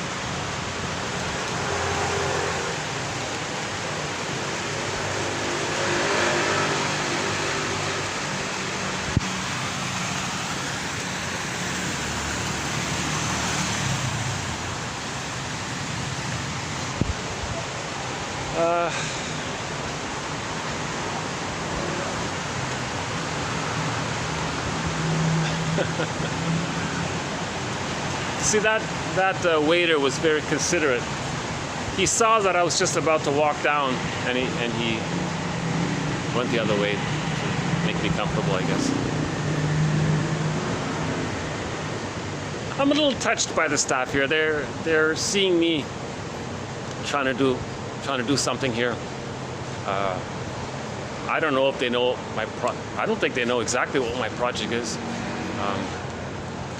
Oh yeah, I did tell one person that this is about self-healing. Hope and help for the nerves was sort of a quick summary of it.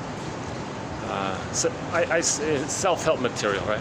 This is sort of advanced self-help. Now self-help, we have a thread on self-help quotes, like today's question, like the 5 words exercise, like making I statements, and all of the other self-help exercises. That's a thread, and that helps to self-regulate anxiety. Yeah. But in broad general terms, self-help is just about the momentary helping you get through a little rough patch. It doesn't change anything. But the psychoanalytic perspective is about we're seeking that kind of change.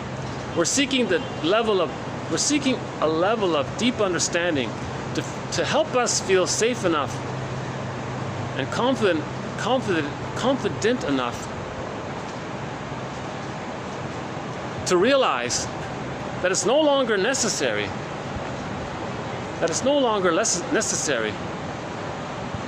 To still try to save our mothers, quote, protect them. But that's what we're still trying to do with our dysfunctional, provisional, unlived life, or feeling, or wondering when life is going to begin. That's what we're still doing. So in today's quote, 2291, yeah, they had that in there. The guy said, when's life going to begin? That's the unlived life or the provisional life. Life we say life, is it a dress rehearsal? This is not a dress rehearsal.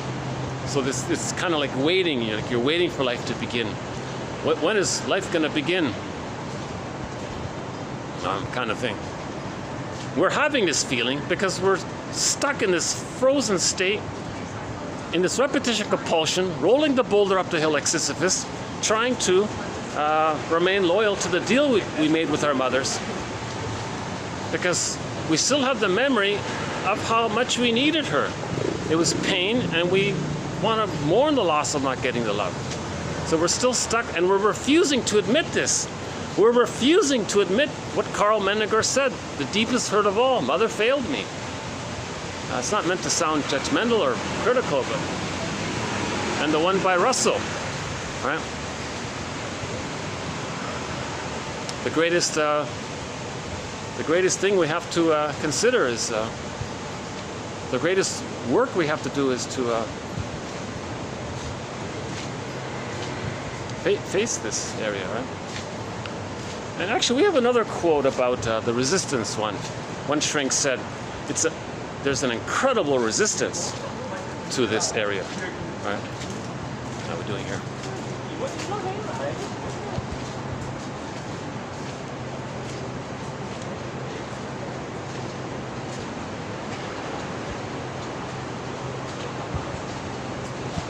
So there's that nice spiral. Oh, the spiral staircase, right? There's a famous scene in with Betty Davis, right? Her comeback movie. What was it called again?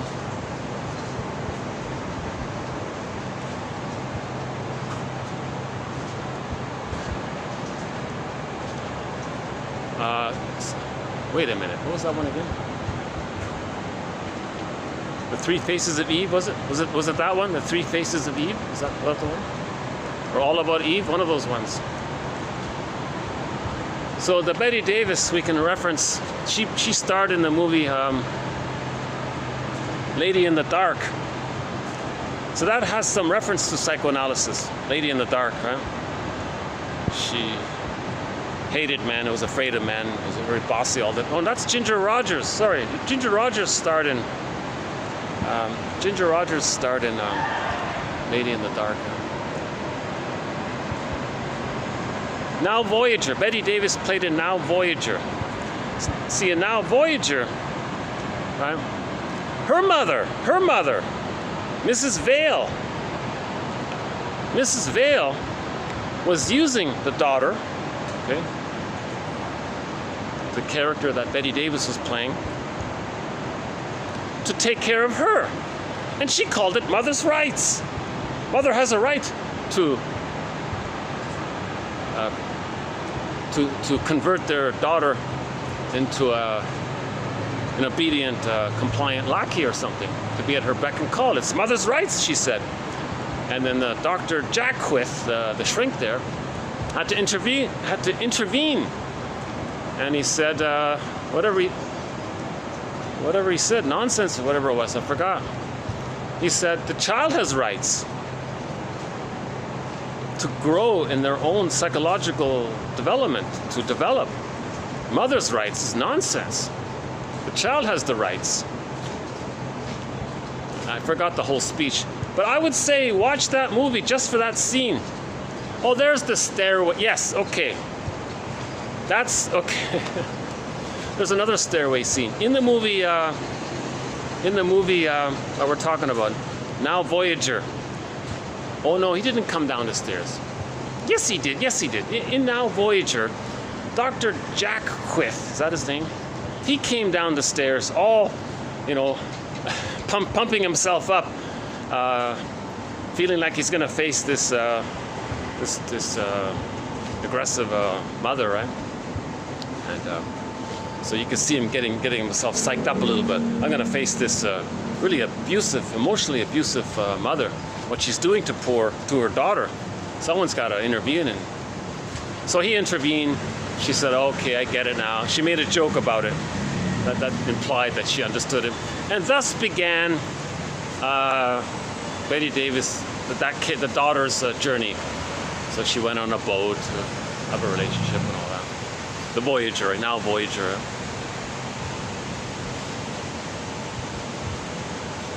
Based on a famous poem. Is it Walt Whitman?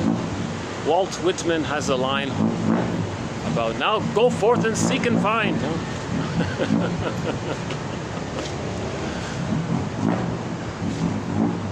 But she couldn't seek and find because she was totally terrified of her mother and had to do every little thing she did. Whenever the mother said something, she jumped to serve, kind of thing. So she had no life. She couldn't have a relationship.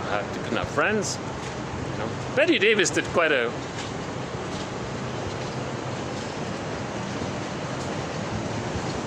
Yeah, and then later on, Betty Davis spoke up to her mother, which is another important scene. So that daughter had the Electra complex. Her mother had the Jocasta complex. So a good music video to watch is the music video for the song "Because of You." Right? So Kelly Clarkson, her big hit "Because of You." The song is great and all that. Love the song, but the music video, that's one of the best music videos there is, I think, because it shows this image that someone's got to stop the repetition compulsion, and she looked at her past, what happened to her, and noticed that she didn't want to do to her child or to her life or to her family what happened to her when she was a child. She didn't want to repeat it, so she, was aware of it and then could make other choices. So she was building a new script, right?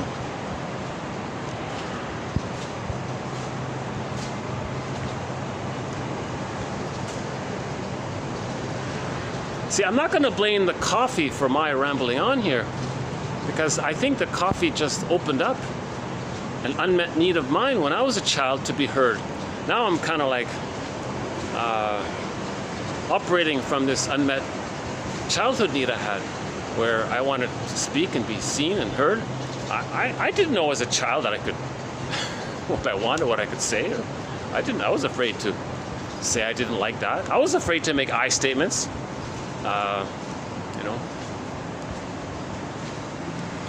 Had I been able to make I statements, had I learned how to make an I statement, well, that would have saved me a lot of time, right? That would have been huge, I statements. Marshall Rosenberg teaches people how to make an I statement. It's called OFNR, an acronym, OFNR. It stands for observation, meaning the trigger, feelings and needs. So you're reminded that when you were a child, you had a need, didn't get met, so you had feelings around it. So the F and the N are linked like that. And then the R is you want to make some kind of request in the present.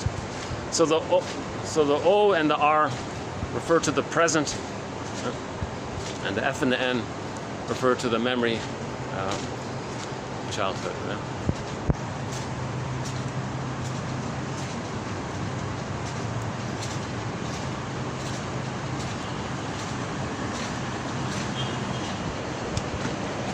I just had a guy stare at me kind of pretty intensely. Yeah. Well,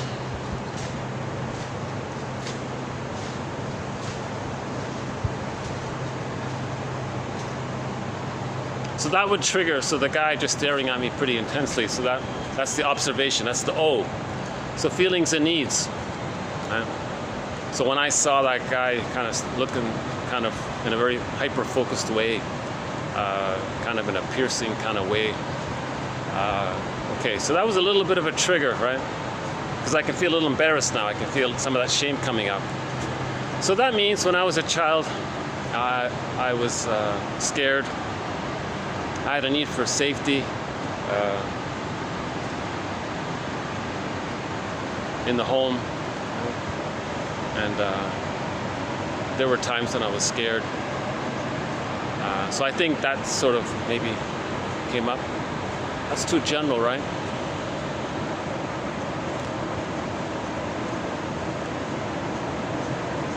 I'll give it some more thought, yeah. I'll give it some more thought. Well, the score is still 1-0 for BOL. Team Sam has no points there.